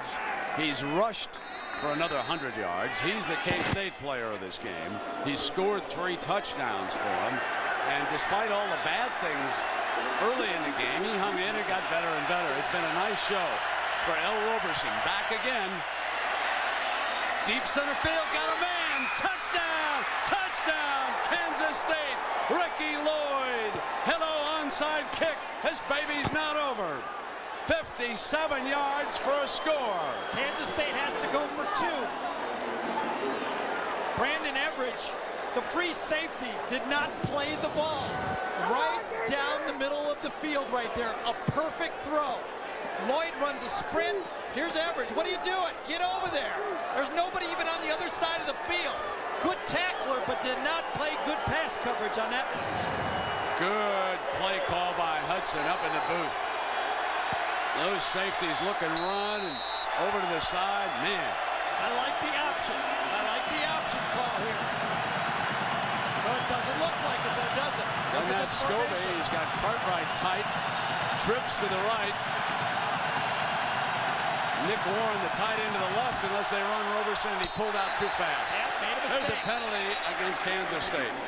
Again, same That's the penalty. 17th penalty against him. How about this? 17 penalties. They've had a touchdown Prior on to the punt. snap, false start on the offense. A 5-yard penalty. 5 point. Think about that. 17 penalties, a touchdown called back, a punt for a touchdown for Oklahoma, and they're still in this football game. Difference is 5, and I got folks on both sides of this one. Pulling for the 2. You gotta go Pulling for the 2. defense. You gotta go for 2. Oh, yeah. You gotta go for 2. A lot It's of a guys are up no-brainer. yelling about this one, ladies and Who's gentlemen. yelling? This is a no-brainer. Oh, yeah. Here we go now. Back from the 8. Roberson fires. Got a man. Yes. And it's a 3-point lead as Aaron Lockett makes the catch in the end zone. And there's still a ton of time. There's 2 minutes left. Do you go to the onside? You got to with 1 timeout. Well, You they know, only you're have right. 1 timeout. You got to go for the onside. Beautifully designed play. Yes, you do have to go for the onside kick. Lockett, drop back right here. Lockett to the right side is just going to swing out to the outside. Runs a flat and up to the corner and a perfect throw again from Roberson. He gets his right, then his left foot in. Perfect throw, perfect execution. What's that rating? Lockett swings out and up, a pick to the outside, really. And that's what made it get open. Yep, sure did. What's that talk radio, that sports show in Oklahoma City I listened to driving down? The entertainment. The animal? The animal. The animal guaranteed me that Oklahoma was going to win this by double digits, Brent, all those Brent, guys. You don't need the animal. You just called it a monster. This is a monster. Oh, my. Top of the hour. We've had 4 hours of fun and games down here. Jack and Gary will head on down to Dallas. I may go in there a little bit early and go on out to the fair this week. So Antoine Savage, we are told, is checking back into the game. Remember, he was shaken up. That's a great sign for OU fans to have him back out there. He's been the big play guy today. Right, and he's positioned to be the guy that should catch the ball on this play. So the hands people are out there, folks. They work on this every week. Savage may be gimpy, but he's trying to position himself where it's headed. Got to travel 10 yards. Looking to wrap it up. And he takes it deep instead. What? Takes it inside the 5-yard line. So K-State elects to seal Oklahoma up inside the 20 and see if they can kill 152. Boy, oh boy, this is a big gamble now because you got Quentin Griffin back there in the backfield. Snyder's left with one timeout. Well, Oklahoma does not have an offensive design that can run the ball. But one timeout only. That means if they get the ball back, it will be with 30 seconds to go in the game.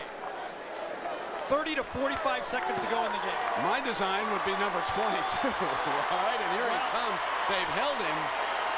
You can see it under 2 yards of carry. They've been all over him in this game. You have to run the ball. You're going to give it to him. You're not going to risk an interception down here. And there he comes. Nothing doing. K-State knew it as well as you did. Tank Reese, number 30. JUCO. Grew up in Auburndale, Florida. He's played a fine game down there in the middle. 5'11". He's wrestled away with the new center, Vince Carter, throughout this game. Time running now inside of 1:30, and they're just running the clock on down now. There's 15 left in the play clock. Kansas State will get the ball back. Unless OU gets a first down. That's right. But I say they'll get the ball back. When you get a first down, they'll turn the lights out. Here's the toss. Can't get turned. Can't get the shoulders squared up. But he stayed inbound. They'll take a timeout. And that will be their last one at the 103 mark. Now, let me tell you something, folks. They're going to go all out for a punt block in this situation. That could be a huge play. Schneider's team got one. Do we have time to check in with John Saunders in New York? Let's do that. Just to update, Notre Dame and Texas A&M underway. Derek Farmer, 31 yards, a nice move right there, and then barely touched on his way to the end zone. A&M out front in a hurry against Notre Dame, who could be going to 0-3 for the first time in school history. Plenty of time left. Brent. Yeah, there it is, John. Repeating that stat. First time in school history. That'd be unbelievable. Well, here's our Chevrolet players of the game. No surprise. L. Roberson, 3 touchdowns. He's really stood tall. And of course, Antoine Savage. What a game he's had. Caught 2 touchdown passes, thrown for 1. And in recognition of their effort, Chevrolet will make a $1,000 contribution to each university's general scholarship fund. Brent, it's not a lock that you have to go for the punt block either, because after the punt, you're going to get the ball at midfield. I think Bill Snyder has made a better call than you and I on this thing. They're going to get the ball back. Well, I got to be honest. Well, what about just have Ferguson go take a safety, make this a 1-point game, and then kick it from the 20-yard line? But then a field goal beats you. I don't know if you can do that as a coach. I think you got to at least play that you tie. Well, the wheels are spinning, folks, on both sides. A game that's laced with strategy. Have to run the ball here. Dibble checking that sideline. They can't make a miscue on the snap. He just keeps it. He's inside the 10-yard line, and it's 4th down. Can't stop it now. K-State's out of timeouts. They have not started the 25-second clock yet. It's still going. It's still going. They haven't started it. They're not ready? See, this is where I like the NFL rule better. I agree. Because the referee is now they started it. So there'll be 10 seconds to go. Let's see what Jeff Ferguson does now. He's a clutch punter. I think Bob Stoops wants a delay of game. They're going to go for a safety. He wants a delay of game. They're going to run to the side of the end zone. Now they use their last timeout. Good strategy. With 13 seconds Good to go. strategy. I still think they needed the onside kick. They'll be arguing that far into next week. Well, you know, I could be wrong. You're right. I tell you what, I thought they'd onside kick. But I got to give Bill Snyder credit. They're going to get the ball back. It might be post safety. Let me ask you, would you take the safety? And me, I'd take the safety. I think right I would too. Because I can't risk a blocked punt rolling in the end zone for a touchdown. I run Ferguson, or I put a good athlete back there, maybe somebody other than Ferguson, run around back there, try to kill another 5 seconds on the safety. Their kick coverage, Oklahoma's, has been so outstanding today. I'd let them come downfield. I think it's a no-brainer. You take the safety. With this much time. If it was 30 seconds, I wouldn't do it. But right now, I'd do it. Just go back in that end zone and play a little keep away back there. Jeff Ferguson, he's my leader for the Ray Guy. What a job he did against Florida State in that Orange Bowl last year. The unsung hero. He took a safety in that one. Here he comes. Every team practices his play. Can you imagine how fast his heart is beating right now? I think you got to take a safety. Can you believe that? You can't punt the ball to Lockett. He'll get it on the 40-yard line. Well, also, they could possibly come block one in there and get it free. I mean, I certainly don't think so, but let's see what happens here. Need a good snap.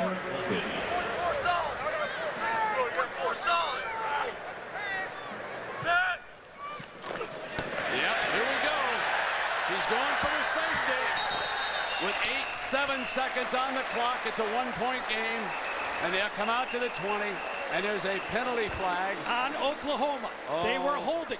It's a good call. It's a good call. You're taught to hold on that play. Sure. It's a no-brainer. You buy as much time as you want. If Kansas State wants to do it again, you do it again. Holding on the offense. The hold occurred in the end zone. That's a safety. Yep. The result of the play is a safety. Therefore, the ball will be on the 20-yard line. Yep. Perfect strategy, well-coached team. Every team practices it. It's exactly what you do. I thought you didn't want him to take the safety earlier. What? With 30 seconds. I'll tell you what. Now you get second-guessed as a coach. Well, you get second-guessed. I mean, it's the way it is. Well, it's just the way it is. Hold on now. There was some first guessing in this one, too. I know. We both wanted the There were some people who said, let's go to the onside kick. We both wanted the onside kick. Yeah. The clock, in college football, the way the referee sets it in for play, takes a 40-second clock like the NFL and turns it sometimes into a 50-second clock, because by the time you get the play done, sort out the guys, turn around, stop the clock, it just takes forever.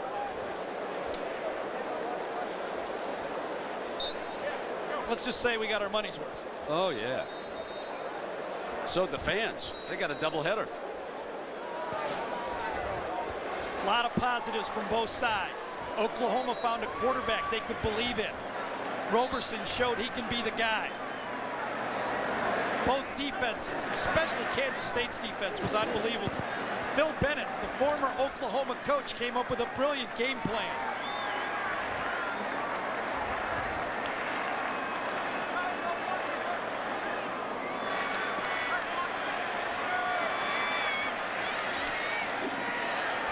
So they're going to use Duncan. You know, you have the choice. You can punt it from here, but Duncan figures to get more distance. And the coverage team will come on down. You can watch for the Ruski, perhaps, and he slices it on the ground. What's he doing? 7 seconds. There's a penalty. Oh, my. Stoops saying, what are you doing? What exactly was that? That ball should be straight down the middle of the field. Yeah, it's just Stoops is telling him, you got to wail away on that one.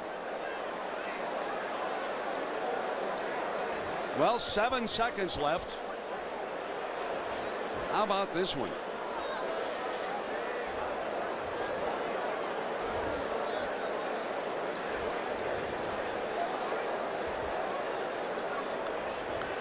Now Stoops, I think, sending everybody back to the end zone. I'll tell you what Stoops said. Knock it down. That's what he said. Out of bounds. Kansas State has elected the option of taking the ball at the out-of-bounds spot, which is the 40-yard line, 1st and 10. And no time went off the clock. They've got 60 yards. You could pick up 20 yards and still have a second left to kick the field goal. Well, we'll see about that one. You could throw a completion to the 35-yard line and still have time. They've got to get it out of bounds fast down there. Roberson must throw a bullet.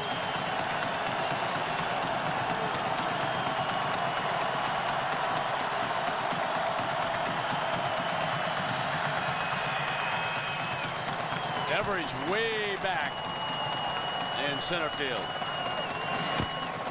You'd think that Barry Bonds was coming to the plate.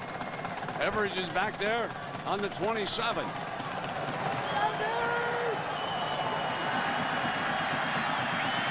7 ticks of the clock. OU's lead is only 1 point.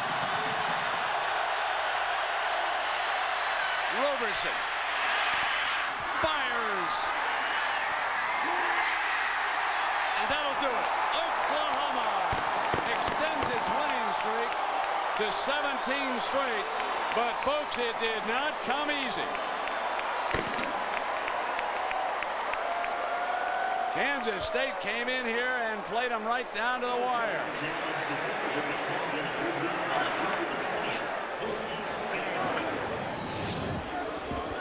The Big Ben play right down the outside. Roberson buys time. I thought they should have thrown the ball to the outside and got one more play. This would not even have gotten into the end zone. They could have been 2 plays, I thought. So once again, 38-37, Sooners win at ABC Sports Online at ESPN.com, keyword ABC Sports. Stay tuned for more college football regional action. So long, everybody. The Sooners win again.